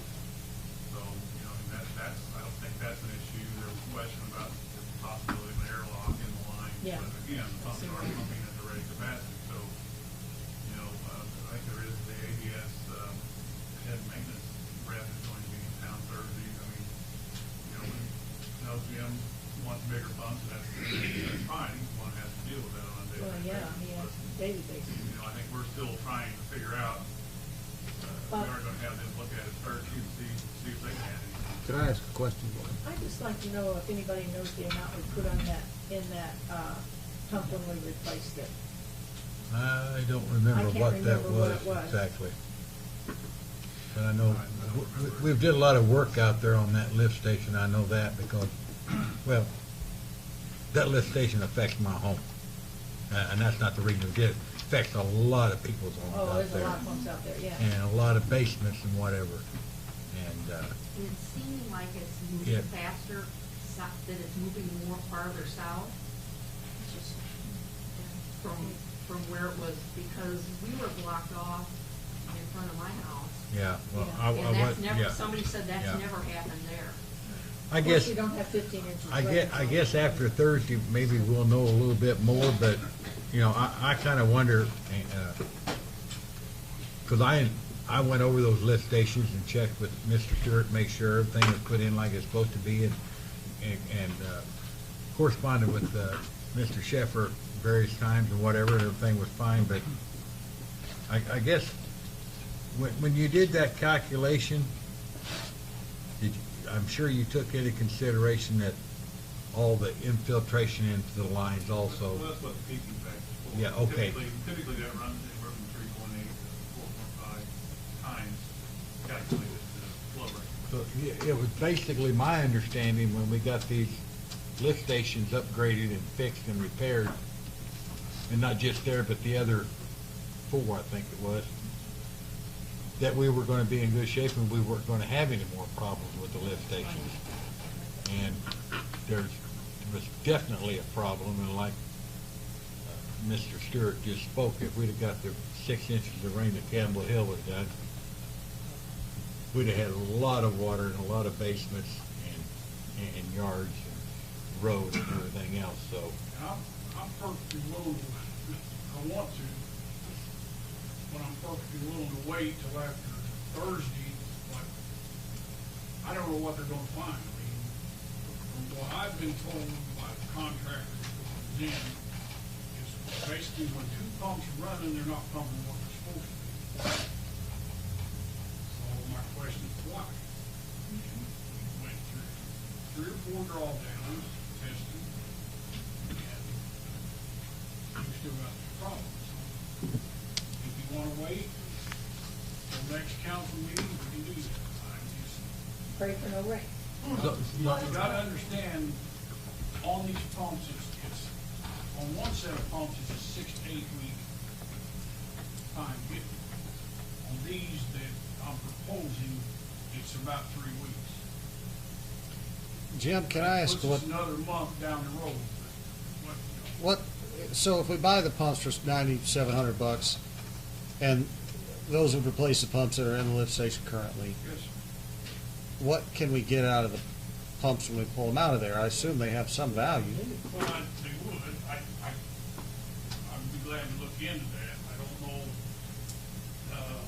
right now, we got a brand new spare, plant for that. All I'm saying is that we got a $9,700 cost, but after we sell the old pumps, our true cost here, if you want to offset it with that, is not really $9,700. I don't know what you can get for them, if you can get $2,000, or if you can get $10, or... But the other thing, I talked to him about, the boot camp lift station. He had talked about refurbishing that station, and we have also looked at the possibility of converting that to a submersible station. So these pumps are rated the same as the capacities out there. Now, I guess you could say maybe they're not pumping what they should. And if we pull them out of there, the first thing I'm going to do is have them send back to the factory. These pumps come out of the factory with certified tests, says they're pumping this amount. And so when they get here, we know that they've been tested. So that would be one of the first things I would suggest doing. Mr. Bratton, you're the chair, you want to buy some pumps? I don't want to, but it's another unfunded expense that we've got, and I'm gonna hound on that until you kick me off of here or 3 years. I hated it, it's my time to say this, I hated to bring it up. Timing was very poor. But the thing of it is, if we've got a brand new one still in the box, that one we may be able to get some true value out of it by sending it back. Yeah, we may have to pay a 15-20% restocking fee, but still yet, I don't know how we can get by without it. And I'm personally involved in it because it affects my home too, but not just my home, a lot of homes and taxpayers. Just a second, just 1 second, Mr. Gladden. Yeah. A couple of dots. Huh? I'm trying to connect a couple of dots. Okay, just 1 second here. Is there any more comments from the council? I have a question. Yes. So is the problem with the pump now, they're not pumping what they're supposed to be pumping, or they're pumping as much as they are supposed to and it's still not enough? Both. And the reason I say that is my understanding is they're pumping individually what they're supposed to pump. Now, from what the contractor told me, when the two of them are running, they're not pumping. And that's what they can't answer. I don't know why that is, but anytime you get high flow, you're gonna have two pumps running. And the other statement I can make is, as long as I've been here and dealt with that out there, I've never had to pump out of that station manually. And we had to fish it. So that's all I can answer. Is there any other questions? Mr. Glad. Thank you, Dan. I'm trying to connect something. The engineer said before that you're trying to camera and you can't get the camera through. Does that have any direct effect on the output of this? That's a different thing. But those low line surcharge during arrangements anyway. It's big enough backs up the entire lines up. It would be my recommendation that we give Mr. Sturt the authorization to order the larger pumps and try to get bids on what we can get out of the pump that we have on the shelf that's brand new. So do we need a motion to? I would entertain a motion to that effect. Question, hold a second, we have a question? I'd like to wait until after that person comes on Thursday, though.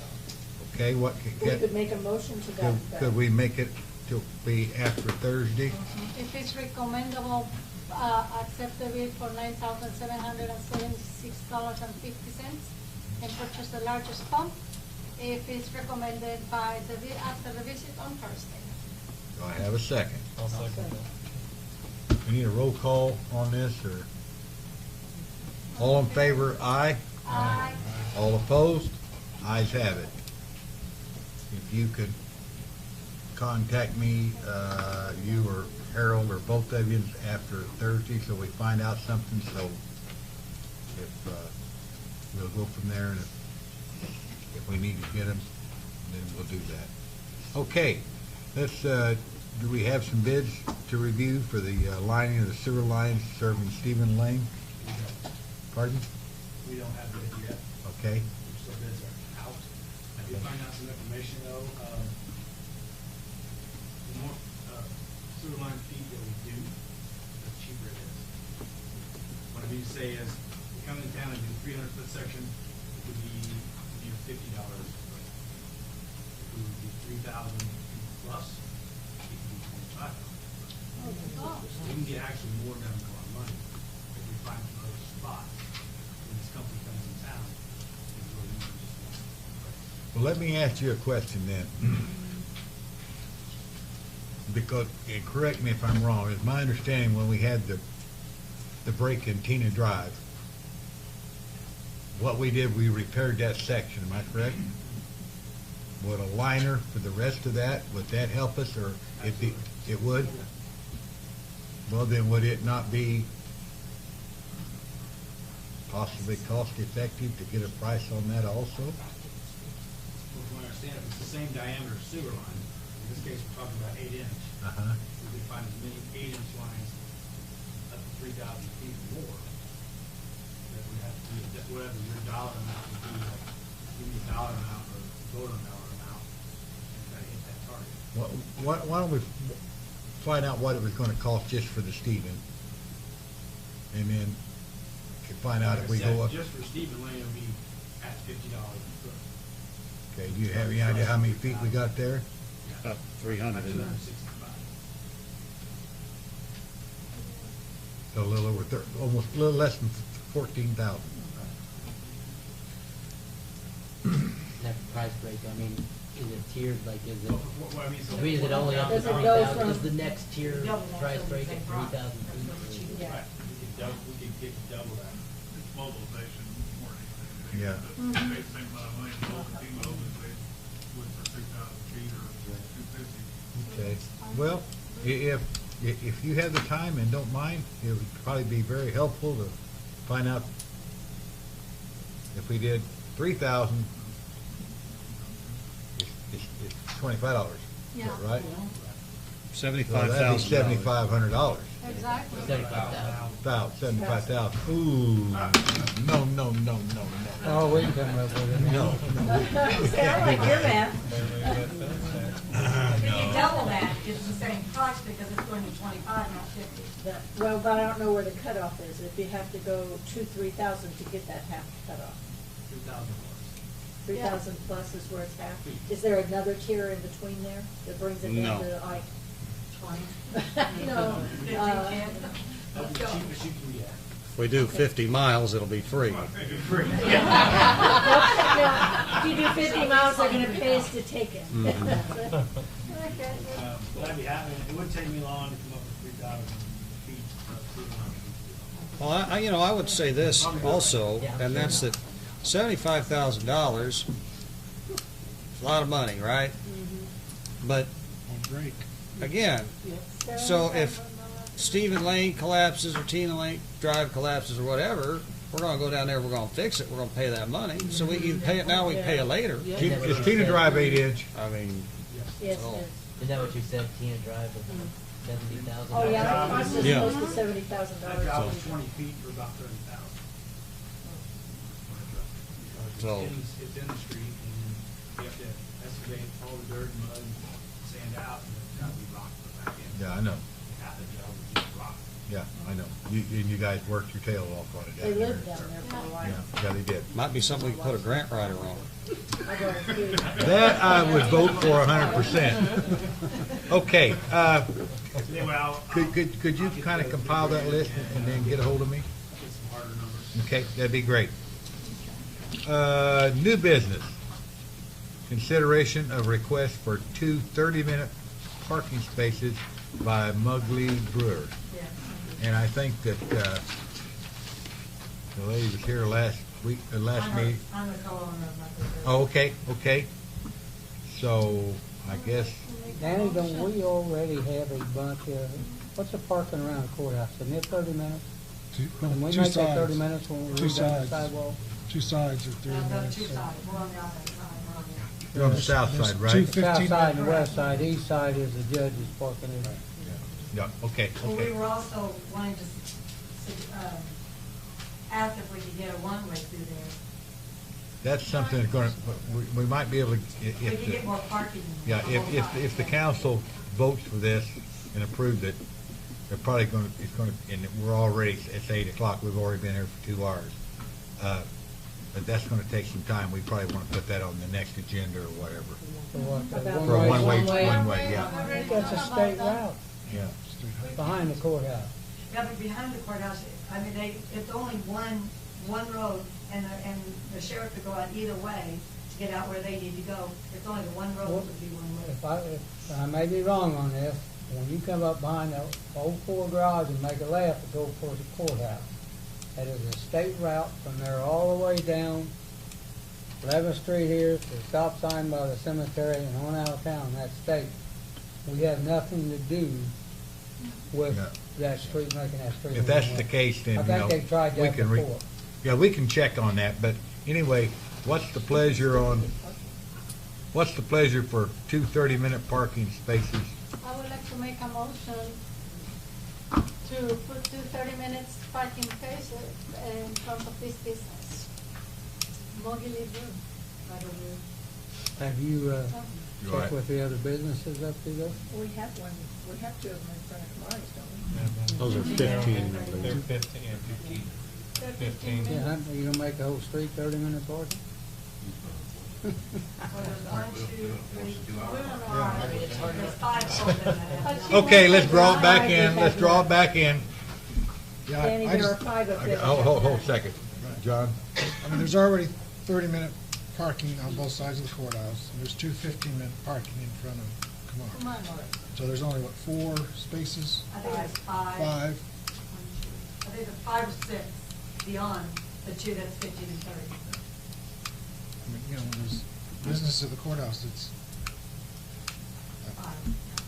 I mean, I was there today, and the 30-minute parking, there were only 2 cars on either side, so there was plenty of 30-minute spaces open today, this afternoon. Well, we have a motion on the, We have the courthouse always parking in front, and they stay there all day, the Yeah. employees. Yeah. The employees, and so, we're stuck. Okay, we got a motion on the floor. We got a second from Barb Hughes. All in favor, aye. Opposed? No. Let's roll call it. I don't want any. Alderman Hughes? Yes. Alderman Curry Witzman? Yes. Alderman McComb? No. Alderman Urbis? No. Alderman Bratton? Yeah. Alderman Bastian? Yes. Alderman Campos? Yes. Alderman Pittman? No. I believe the ayes have it. Okay. And if that turns out to be a straight route, it's a done deal that you can't have it, period, so. Okay, that's under new business. The next thing we have is consideration for request for speed bumps on North 7th Street. Because of the 61-year-old. Yeah, I understand that. Can we use motor fuel money on a road and put speed bumps in? Huh? I would have to check. What was your question? My first comment is no. We run into that one time before, Harold, and it was no. yeah, I What would, was your question, though?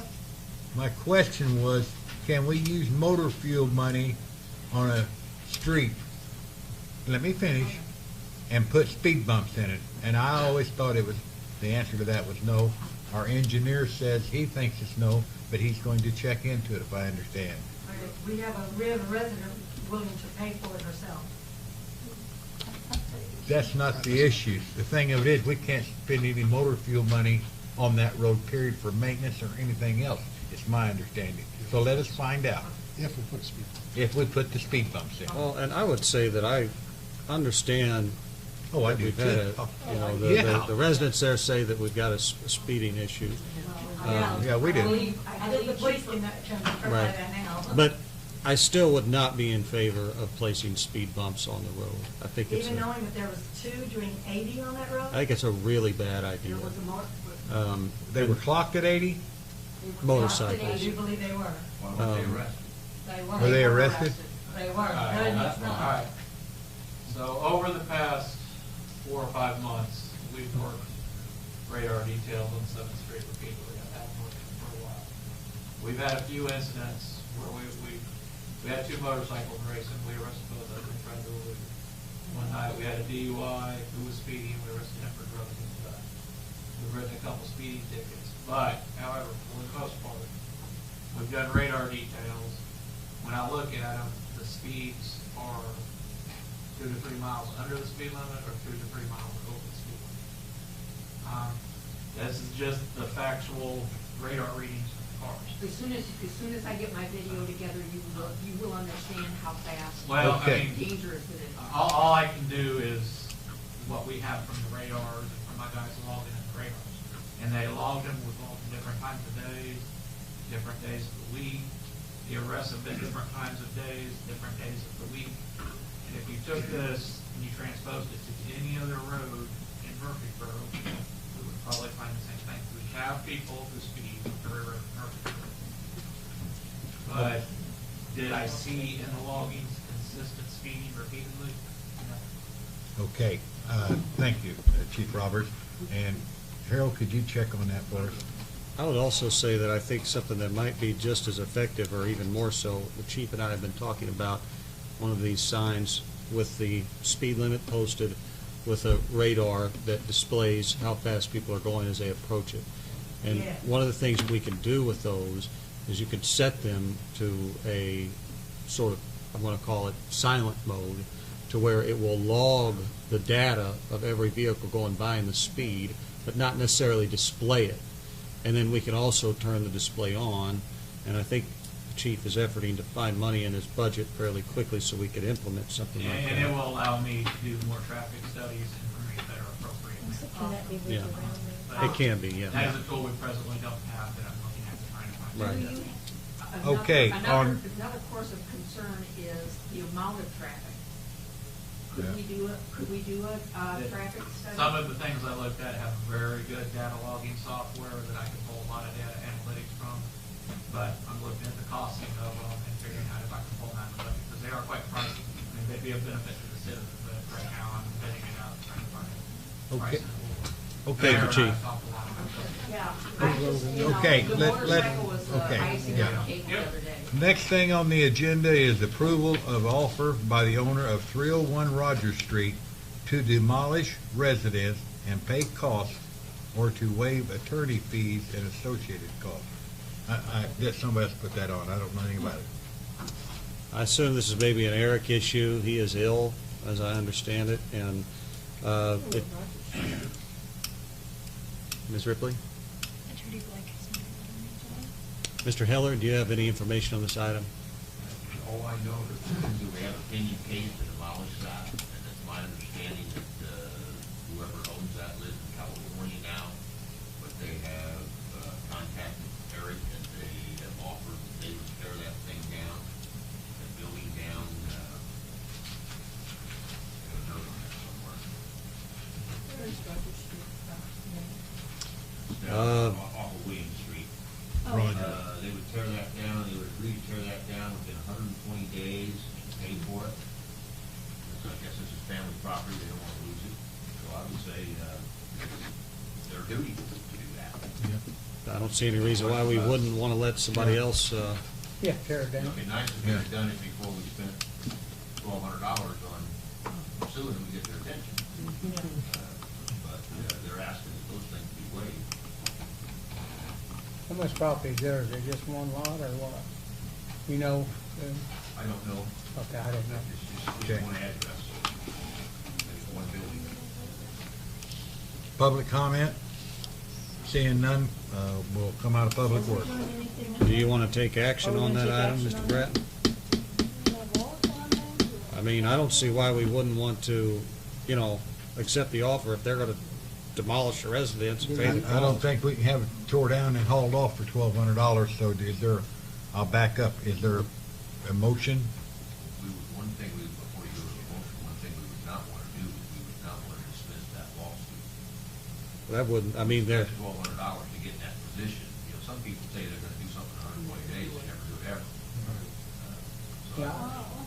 but is their offer, Pardon? is their offer, part of their offer to asking us to dismiss the lawsuit? Yeah. No, I don't know that they've asked that be done. Okay. What I'm saying to us is that whatever we do there, if you decide to, I don't have a dog in that fight. All right. But let's don't dismiss the lawsuit, let's leave a penny in case they don't do it. I think we need to talk to Eric too before we take. I just got a sketch of notes here. I don't have any detail. Okay. All right, well, we'll hold that. What's council's pleasure? Wait till we talk to Eric, find out? Yeah, Okay. get back on That her. being done, public comment, there wasn't any, there is now. I just have a question. I don't know if this has to do with this part of it. I have some concerns about the gambling establishments that are in the town. That would not be under public works. Okay, so under personal. I mean, you could certainly lodge that under public comment if you wanted to, just because it's not a public work. Okay, go ahead. Go right ahead. Oh, I'm supposed to. Yeah, Sure. if you would state your name. My name's Mary Frazier. I live Okay. in Murphysboro. I have talked to several people that are in the community. I actually started a Gamblers Anonymous group at the First Methodist Church. And I was just wondering, I've talked to the different, like the Night and Rosie's Place and all these other, there's a couple other ones that are here. And the question was, here, I don't know if it's part of policy or something. Most people can like sign out to where they cannot be able to go into these establishments because of their addiction. Do you have any idea if that is something the city is the city? You can go in there and sign off at these big casinos. You can go there and say, I'm a lifetime, I want to sign this contract that if I come in here, I'm supposed to leave. That they're not allowed into this establishment. They have them here in the Murphysboro. Can you, Not that I'm aware of. I don't know that there's anything in our ordinance, that really speaks to that. Sounds like in what you're talking about is that, self-exclusion from that, being able to be self-exclusion. Because I can walk But- into Rosie's residence. I mean, some of the people that are involved with this Gamblers Anonymous, this is the only Gamblers Anonymous group that's within 100 miles of this town. People can't walk into, like, you can go into Rosie's and say, I need to sign a paper that self-excludes me to come into your establishment to gamble. Because it's part of their addiction is, is to be able to exclude themselves from the places that they're going that is causing their problem. That would be up to the establishment. The establishment, okay. To me, it would be up to them. We can't govern who goes in to gamble. If the establishment, they want to sign something with established, the big establishment say, well, you signed this, you can't come in. Right. Ed, would it be possible for us in the course of, because essentially the way this always goes, they come to the city, they need a Class A liquor license before they can, as a part of their application being approved at the state level. So, I mean, what you're getting at, if the city elected to want to get involved in this type of thing, would be perhaps ordinance would state that in order to, for a place that was wanting to open up like a Rosie's or whatever, if we were going to grant them that license, they would have to maintain some kind of other record similar to this. I don't know if that's beyond our purview or not. Well, not like, Yeah. like, the Cape Girardeau, you can go in there or East St. Louis, or like they have the Casino Queen and all them. Sure. That you can walk in and self-exclude yourself. Right. You know, and stuff, so I didn't know why it couldn't be something that could be here, because there's a lot of people that they can't pay their rent because their addiction. Their kids are going hungry because their addiction, and they need to be able to walk into it, you know, saying, I am done, sign a paper, knowing that they excluded themselves, and they can't go back. They can't go back, which I think is gonna help, but in turn, I don't know if you guys get revenue off these gambling centers. We do. It's 5%. 5%. I know, I talked to a gentleman that runs they come in and do the machines, and, I mean, thousands and thousands and thousands. I mean, out of one establishment, he told me he took out $15,000 in 1 week out of the machines at one establishment. I mean, surely, why don't you, I mean, that would help the community too, get more money, boost their revenue up. I mean, Sure. they charge them more. I mean, I don't know, sorry. I have a big problem because there's so many families that are not paying their rent. You know, this is an addiction, this is a problem. And just like alcohol or drugs, it's an addiction, it's a problem. And people need to be able to know that they can get excluded from these places. Why don't you and I set up a meeting sometime and we could maybe discuss this Okay. at that level and see if there's a way we could maybe partner together to help further your cause. Okay, thank you. Any other public comment? If not, we will go out of public works now. Thank the mayor. Thank you, Mr. Bratton. That takes us to public safety, and in the absence of Mr. Brown, I'll handle these items. We have no old business. Under new business, we have a very patient and long-suffering Stephen Bost, who's been with us since the start of the meeting, and I believe he has a presentation in consideration of a drone ordinance. Yes, thank you, Mr. Mayor. I need 2 minutes to set this up really quick. I have my battery going dead. That's okay. That was not purpose. Hey. That was not intentional. How much did Blip pay you to do that? You're not the only one that's tried to do this. You guys are a lot more congenial than the county board, I'll tell you that, though. You guys actually laugh and have a little fun. Yeah. Oh, you've got to. That's what I tell them. Don't listen. No.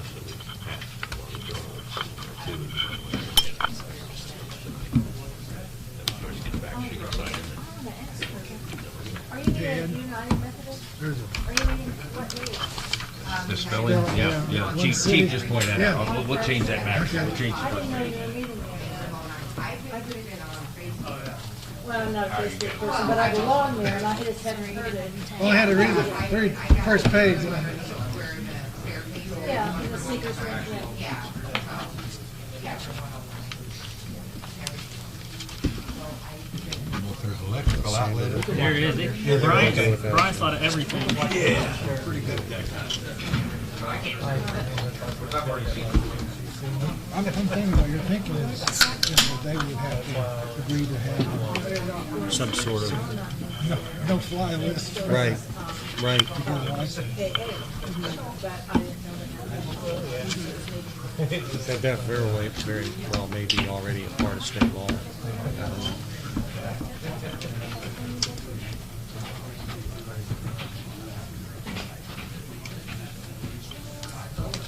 I don't know. I don't think my flip phone would take care of any of that. It's like my speaker. Yeah, no.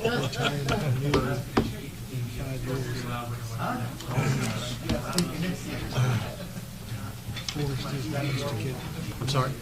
You're good. Yeah. Yeah. Hey, real quick, I'm going to try, normally this is a half-hour presentation. I'm going to knock it down to about 12 and a half to 15 and a half minutes. Basically, where I'm coming from is I'm the attorney for Southern Illinois Airport. And what we have, I want to kind of give a little bit of background as far as what drones are, what UASs are, because I think you need to understand not only how we got here, as far as the law is concerned with the FAA, to understand where we're at, but then also understand what the future's going to look like, and it's crazy. And I'm not exaggerating a lot here. This isn't hyperbole. When we're talking about UASs and drones, I think you're going to look back the last 100+ years, and the big eras of the last 100 years or so is manned flight, space, the space age, television, the internet, and it's going to be drones, because it's going to change everything. And so, as often the case, it's very difficult for us to stay ahead of emerging drone technology to be responsive to public safety and health. Okay, so that's the conflict. But I want to make sure they're on the same page, because some of you with military background may think of drones as enormous planes and platforms that you've seen. Some of you may think of Christmas and your grandchild getting something this big from Walgreens. It's all the above. Okay, so I'll get started. I'll try to keep this brief before we get into kind of what the airport's looking for. All right, so as far as what we're talking about as a drone, we're talking about unmanned aerial vehicle or unmanned aerial system. The early versions of the drones were unmanned aerial vehicles because it required human controls at all times. More and more, we are now talking about UASs. That's how you will see it brought up in Congress with the FAA, is because now we have computers involved enough that it's no longer a vehicle like you drive a car. It's a system, like an operating system of computing. They can be pre-programmed. They can be done with GPS. You know, by the agricultural field, there's huge developments there as well.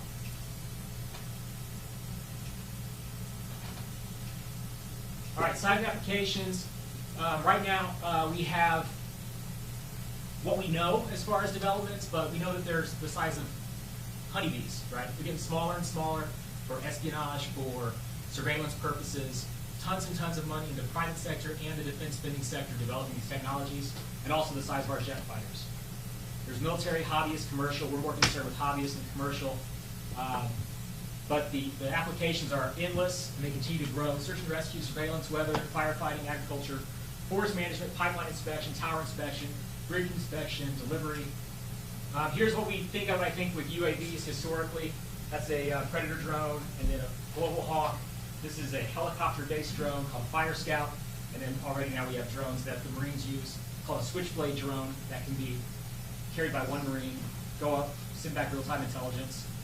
Very, very useful tools. This is the drone you're probably familiar with, though. It is the DJI Phantom drone. It's basically the Nike of drones. It's super popular. It's what all the kids want, getting cheaper and more advanced all the time. But anywhere from $15 for the kiddie stuff to $800. In many cases, they're falling fast as ramped up production occurs in China. Already we're seeing Virginia Tech last year got clearance to deliver burritos to Virginia Tech students. So we're already seeing some delivery applications. It's more of a novelty right now. But UPS just unveiled their next model, which is going to be basically focused on serving rural communities. So one UPS truck, top slides open, the truck goes here to deliver, the drone goes over here, and meet back up, back to the interstate or wherever to save tons of fuel for UPS. But this is really what's driving the debate. This is Bezos from Amazon, and that's really the next thing, and that's really what's driving the FAA's attention, frankly, at this point, because they definitely want to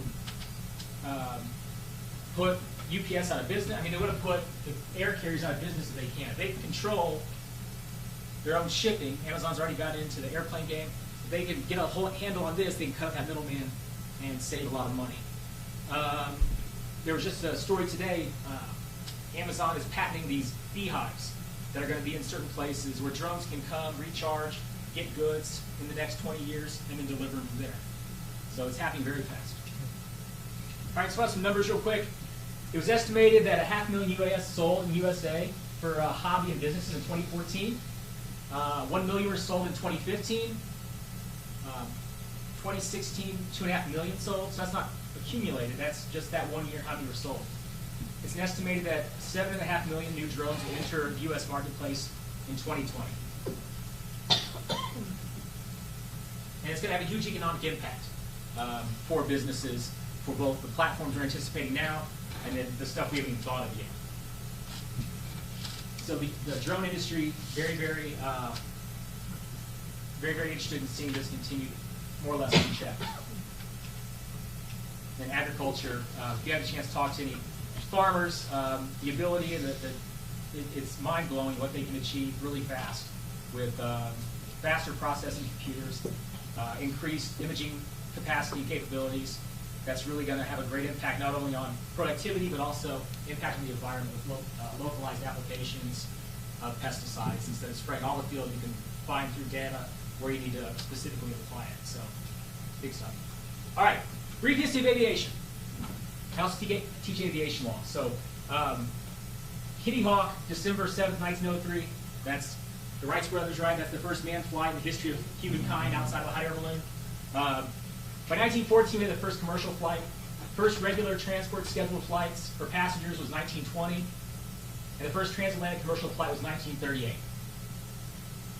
It moved pretty quick, advanced really fast. We're going transatlantic by 1938 with only, 35 years before a success is a 1-minute flight on a beach in North Carolina.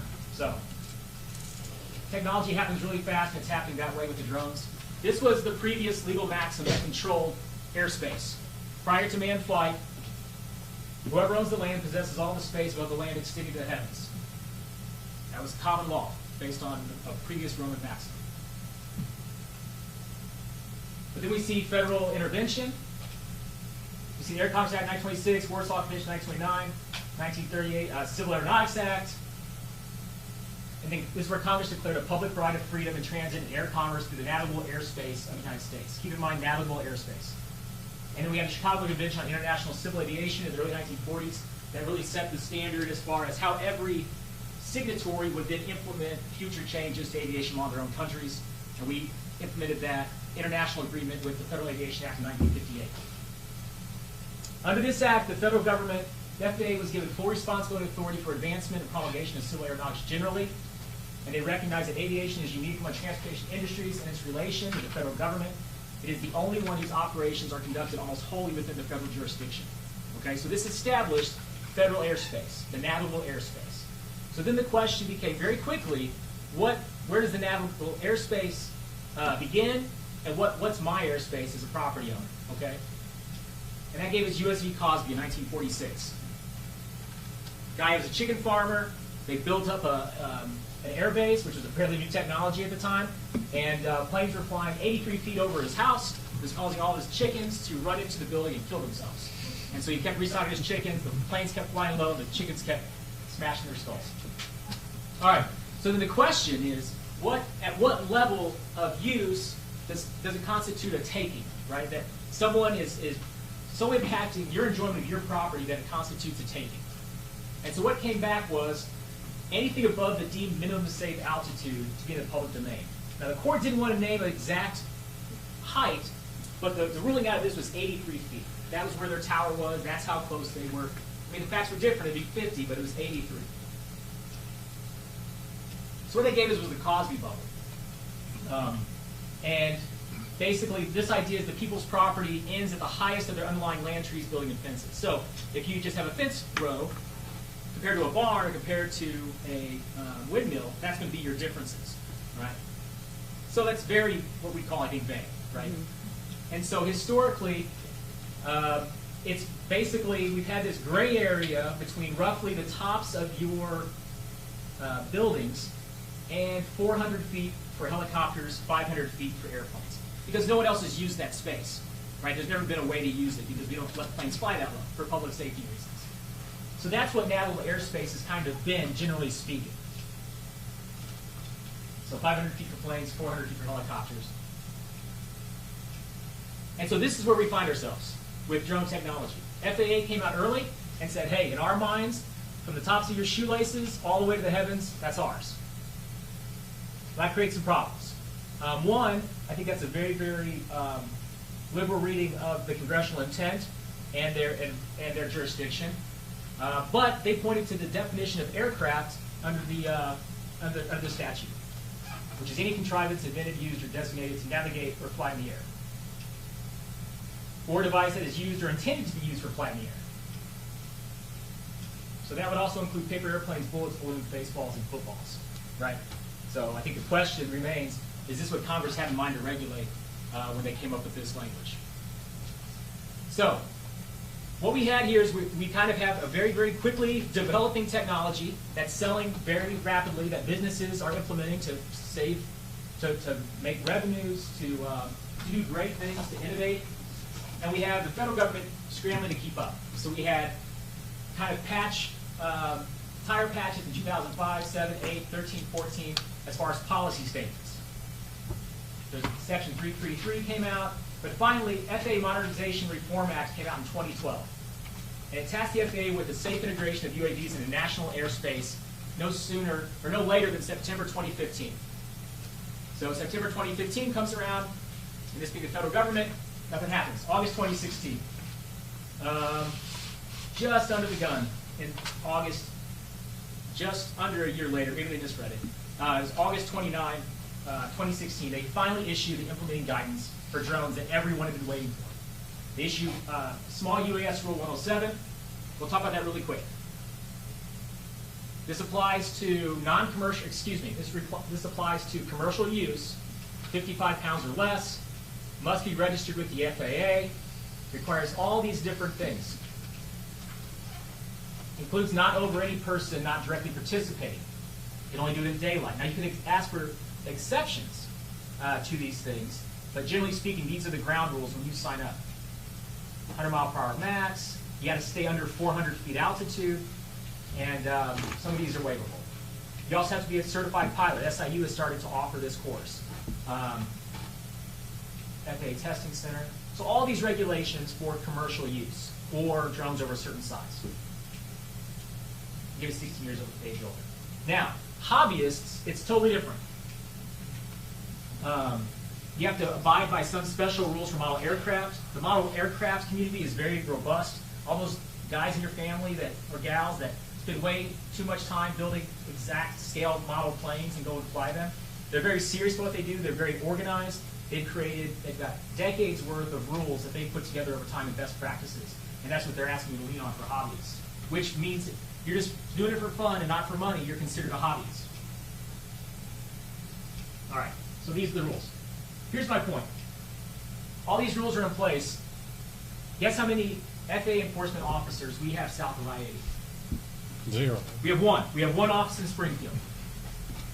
So the other problem is we have, depending on the year, depending on how they crunch the numbers, the 4th or 5th busiest airport in Jackson County in the state of Illinois. Okay? Because of our constant flights by our students, we are always in the top 5. So the problem is we've got an enforcement problem. And right now, the initial state position of the FAA was we want to see everything. And now people have gotten Congress's attention, and they're trying to dial that back. Right now, we have very much a gray area because it's the wild, wild west. We haven't had anything settled. To give you a good example of how it's kind of been misapplied already, that 2012 Act specifically said that for hobbyists, the FAA shall not force them to register. Okay? So that was in the statute. And what do you think the FAA did? Forced them to They register. forced them to register. So then they had all the way go to the federal court. The federal court said, hey guys, this is an easy one. It's very clear in the statute. This isn't allowed. So everyone's trying to find their way through this.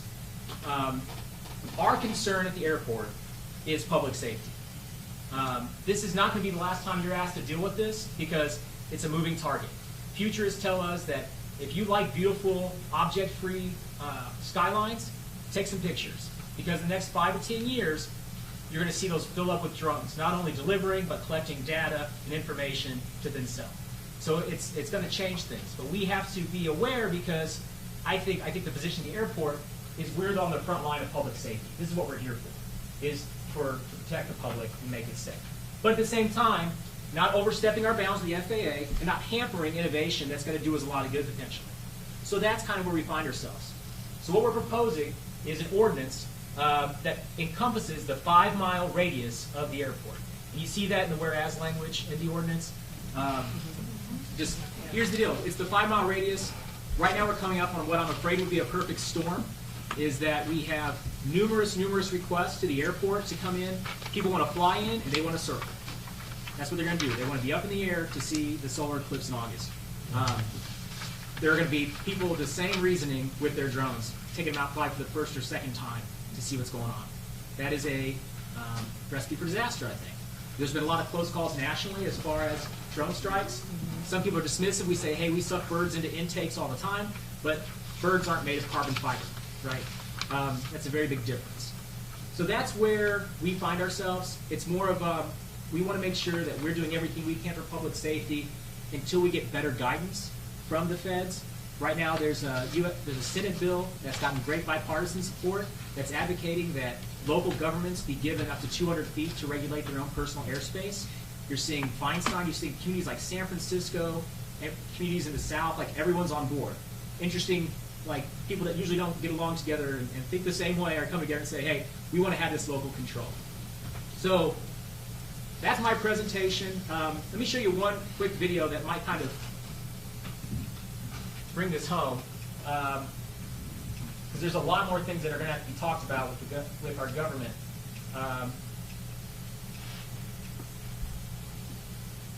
And I'm not saying this is a perfect fix right now. City of Carbondale is looking at what zoning options they have, because historically you can use some zoning to regulate aviation. I know that they're working on that as well. Hopefully our goal is to have a uniform policy, ordinances throughout the 5-mile radius, so law enforcement are all on the same page. Because it doesn't do us any good if law enforcement doesn't know if it's different, and they just want to know that they have the same response wherever they go. All right, so take a look at this.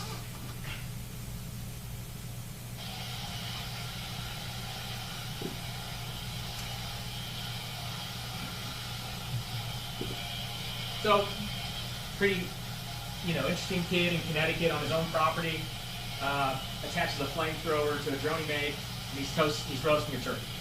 All right, so, kind of interesting. How about his next project?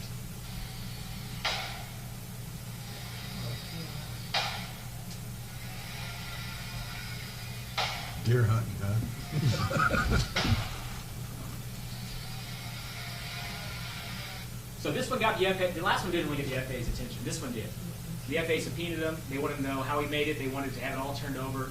And it's a continuing battle in the courts, because his point is, that's my backyard. Those are things I own legally. I didn't bother anybody. How is this what Congress had in mind? And that's the question. So I don't have the answer on this. I just know right now we're in a gray area, and I think I would sleep better as the attorney for the airport, knowing that if something does happen, we did everything we could to ensure that there was something in place to give notification to the airport as far as who was in the air and why with what. And also to know that we had some kind of response that local law enforcement felt confident and comfortable with to police that area, because we know the FAA can't. Any questions for me? Go ahead. Is there a reason to expect that if we adopt this type of ordinance that there will be an expansion? Talked about that one guy who's running around, or gal, trying to enforce these things. Yeah. I mean, obviously, an ordinance at the city level would be enforceable by our city police. Right. But it still seems like it would be a very difficult thing to enforce, in a sense, because we talk about how small these things are. Sure. And if you've got one that's the size of this, gavel block or whatever, it's just difficult to see. Yeah. Well, and normally if they're not flying line of sight, you don't even know where they're at. Sure. So no, it absolutely is going to be difficult to enforce. But if you have somebody that they got picture evidence of them doing it, or they're recording them doing it, it's going to be a lot easier to call Murphysboro police and make a complaint than leaving a voicemail in Springfield. Sure. Mr. Manwaring. I'd also like to point out in reading through this ordinance that we do have an airport inside the city limits at St. Joseph, which is also affected by the 5-mile radius, and which probably be notification as well. Good point. Mr. Urbis, did you have something? I was going to ask why the 5 miles? What's the? That's what the FAA has established for this. I believe they establish radiuses based on how busy they are, and that's the 5-mile radius that they have. If you go, like for instance, if you lay all the Washington D.C. area airports, like technically you're gonna have a hard time flying anywhere because it overlaps in so many places. So really, in a lot of ways, that notification requirements, we're piggybacking off of what's required by the FAA. But that way, it's similar, or the same. At least they can call somebody here locally the same thing. Because I think most law enforcement, they're going to respond, and you say, "Hey, look, I just read on the FAA. This is what they're supposed to do, and they're not doing it." I don't think most law enforcement is going to be able to. They're going to say, "Okay, well, call the FAA." But if we have something that mirrors it here locally, that reflects the spirit of it, and then with a little more options for enforcement. And I think also the way it's structured, I don't think it encourages notification. It's just we're just asking to be told, where are you, so we can put it into our planning for our flights. All right. Yeah. Where this ordinance fell with the FAA registration, because my husband has Yeah. been a drone owner for Yeah. 3 years. And I know that he had to register himself and pay, I think it was $5. It was $5, yeah. For $5, and then he have his letters that he has to put on his drones. Right. Yeah, but, and we're aware of the 6 miles radius, so how these FAA regulations are not, I would say, showering us in, Right. in the different towns, covering us. Yeah. It's not a, Well, the registration doesn't exist anymore. Really? Yeah, that's what's got thrown out, because the statute said you can't make hobbyists register, and then they made hobbyists register, and the federal court threw it out. But as far as everything else is concerned, you're still required to notify the tower and the airport. It's just we have no enforcement mechanism if someone's not doing that to address any real public safety concerns or threats. if you are within the 5 miles Correct. radius, that's when you're notified. Correct. Otherwise, you Otherwise, are no. okay. Okay, But I don't know if that's necessarily the case for your ordinance. yeah. Our ordinance is reads written. Most of the city of Murphysboro isn't the cemetery and some out in that area is beyond the 5 mile radius, but most of Murphysboro is within the airport's 5 mile radius. We wrote the ordinance to cover all of Murphysboro because we don't want chief to have to try to figure out whether this particular backyard is 5.1 miles or 4.9 miles. So we just made the city limits be the area of our enforcement.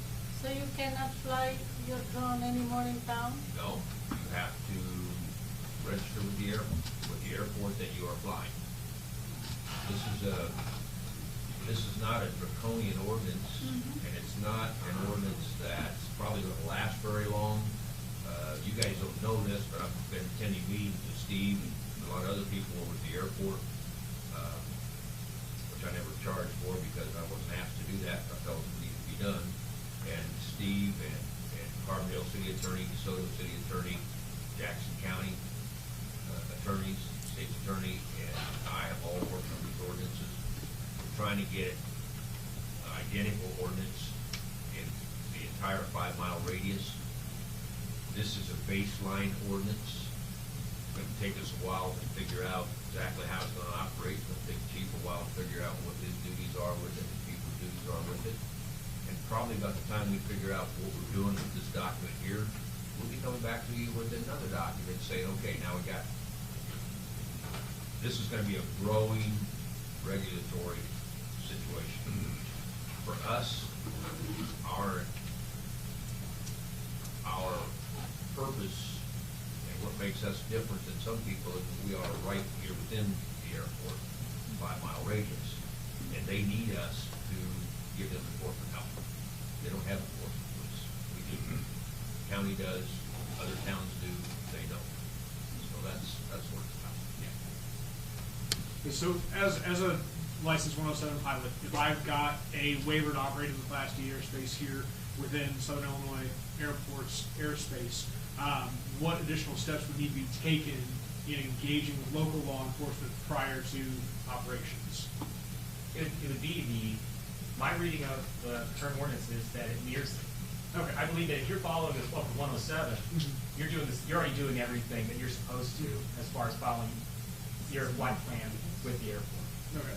So in that case, it would just be verifying if local law enforcement was to approach and say, here are the steps that I followed through, here's verification, you got, okay. So it's no additional limitations to operations or other things like that? No, It just that's says- not what we want. Gotcha. Absolutely not, right? We just want to know where you are so we can plan for it. We got so many young pilots. And this is commercial and hobbyist, correct? Well, so yes and no. I think the way that commercial is leaning is there's less and less required. No, If it's in the 5-mile radius, they're gonna have to notify regardless. Now, So the- if, let's just use Yeah. UPS as an example. Yeah. So if they did decide that they were going to do that before they delivered anything within the city limits, basically. Right. They would have to notify the, airport of their presence. What's the, do you have a copy of that? Yeah, I do. Actually, I've made notes on the back, but, I believe there may be some distinction. and I may we're have only read talking that in there. about- I can't remember when I read it if there was. Anything over 250. You guys go to work. Okay, yeah, all right, yeah, there is. I remember them saying that. I remember reading Which that. it's not very big. I don't know. No, Yeah. Yeah. So about a half. And this is why we don't want to regulate Christmas, you know, So, Walgreens drones. as far as the police enforcing, you know, they're not, I mean, are they just gonna have to stop everybody and ask, you know, which steps did you go through? Because they're not gonna know who contacted Yeah, the how do tower you and who enforce didn't. it? How do they know that? I mean, yeah, I mean, that's gonna be how we work it out.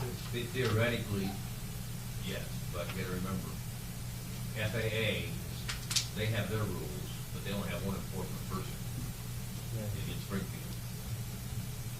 We're gonna have the same rule if you pass this ordinance. We only have our small police force. I'll be on an aviation unit the next month. I figured. Hey, we'll take your certified personal check for that, The too. point being is that most of the enforcement as this thing gets started is gonna be in response to citizens complaining, because now they know that there is an ordinance, and so now they know they've got somebody they can complain to, and that's where it starts. Well, and I think it's an important thing too, because if they feel like they have someone to talk to locally, they're less inclined to blow it out of the sky. Because the problem with shooting a drone out of the sky, by the FAA's definition, that's an aircraft, you get 20 years in prison. Yeah. So we want to discourage people, you know, taking the law in their own hands always. This is a way to do that if they feel there's a way to communicate. So are we being advised by our city attorney to adopt this ordinance tonight? Tonight or the next couple meetings, we'd like the group that's been working on this would like to have this in place in the whole 5-mile area before we get to our.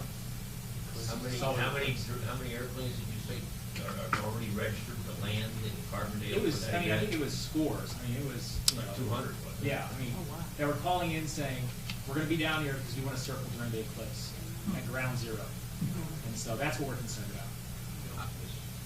In looking through it, I do have some mechanics questions that I'd like to talk to airport police about, run by Ed. There's a lot of questions I see just reading through it. I only got it yesterday. So you would If suggest you that guys we... could hold off till the next council, I would appreciate it, because there's some mechanics and enforcement, and the complaints are gonna come to us, and I see about 7 or 8 off the top of my head that I need to get some clarification on and put some mechanics in place. That's why Steve's here today instead of next month, so we can No. get this thing in the hopper. It doesn't have to be done tonight, we would like to have it done. It's gonna be done. All right, well, I would suggest that we then hold this item until the next agenda and consider it further at that time. Mr. Boss, thank you so much for your presentation. Thank you. Thank you. Learning something more. And you keep getting farther and farther back. You won't be this late, thanks for pizza. Yeah. Thank goodness for the grandkids and the great-grandkids, so they can come by and show Grandpa. I'll make a motion to adjourn. Well, Okay. We ain't got nothing left. all right, so that takes us to personnel. Ms. Hughes, I do not see any items here for There are no, consideration. items, although I think we'll need to go into executive session. I have nothing under the mayor's report. I'll go to council member requests. Ms. Hughes? Ms. Witzman? Mr. McComb? None whatsoever. Mr. Urbis? That's nice. Mr. Bratton? Had a complaint at the development out here where the new motel is going to go, where there's 3 flags flying and a monument, and the weeds are 2 foot high. It'll be mowed this week. Okay. I just wanted to pass that on. That's all I have. Okay. Mr. Bastian? I have nothing. Ms. Campos? Happy 4th of July, Independence Day to everybody. I know that we're still Mr. Pittman? All right, department head request, Attorney Heller. I have a couple items quickly. The dump case. Got the ruling back yesterday from the judge who won that case. City won, Ed and Richard lost. We had about $4,000 time in that case. So we didn't bill. You can't lose a case like that. Yeah. But you can't do it efficient. We had, and all of you owe a little gratitude to Pat's Auto. We compelled Mr. Kane to bring his car out to Pat's Auto. Actually, the parking lot, when Richard came over to court, Mr. Kane was here, and Richard noticed that his car was sitting in the parking lot right out here, while Mr. Kane was on Plains Court. So I went out to look at his car, because I knew there had to be something wrong with that car. Sure enough, it's real low clearance. I went back and got a measuring stick, tape, 2.5-inch clearance he had in his car. Well, got on the internet, 4.3 inches is what the specs on that car are. So I had to take it out to Pat's. Pat put it up on a rack, said, well, here's your problem.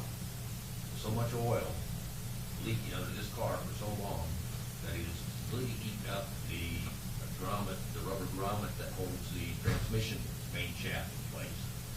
That was dropping down on top of the muffler and pushing the muffler down. In addition, the struts on the car were completely wasted. And so all you had to do is put your hand on and lightly push down on the car, and it goes like this, because there's no damping effect in the struts. So Pat gave us an evidence deposition. I think the judge was entirely correct. The problem was maintenance on the car. I would suggest that we not get serious about speed on 7th Street. I agree. It just causes other problems. Good move to take the speed bump out. That one's done. Next item is the Marfio Alley. We got the ruling from Judge Grace this week. He entered our order compelling the Marfios to sign the dedication. They made a settlement with us. Came, we told them what the settlement was. You approved the settlement. We had Whiteside do the survey work. That was Marfio's surveyor. He did the survey work, presented it, and Marfio wouldn't agree that he wouldn't want to do it. Trying to find some way to not have to do it. What he agreed to do. So we put the question in front of Judge Grace on a motion to compel the settlement. He granted the order. Marfios now have to sign the dedication we presented to them, and that should be done. Marfios still have an opportunity to appeal. I don't know what their thought process is going to be, but in that case, so we have the alley. Unless they appeal, they have to dedicate the alley, and we can go on this. We can do it before the trial came out. Does this allow us to remove the stakes that are there? After the dedication, when they obey the order and sign the dedication, the stakes have to come out. Okay. And so, I'll be tracking that. And then if stakes don't come out, then we write tickets. Remember, we wrote tickets before. But the reason we dismissed those tickets is because, we had to get prescriptive easement right because the alley is not where it was platted in 1889. And so we were successful with that. That's done. Again, the city wins, big loss to Reheller Mansfield Gross because we got about $8,000 in time in that case, and we want to charge that too. I won't ever forget that case. Just warning you, that might be the end of the previous for the year. Thank you. Thank you. Mr. Sheffer? Chief Swafford? Nothing. Chief Roberts? Nothing. Mr. Manwaring? Tim Lee? Scott Evans? Jim Stewart? All right. We need to have an executive session. Ms. Ripley? It messes me up when you say it. Make a motion to go in executive session. Second. All in favor?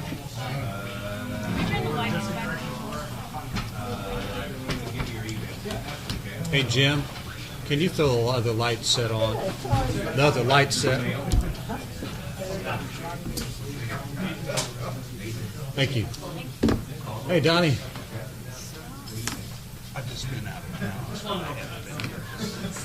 Well, That'd be different. well, excuses, excuses. Backyard, 20 feet in the rear.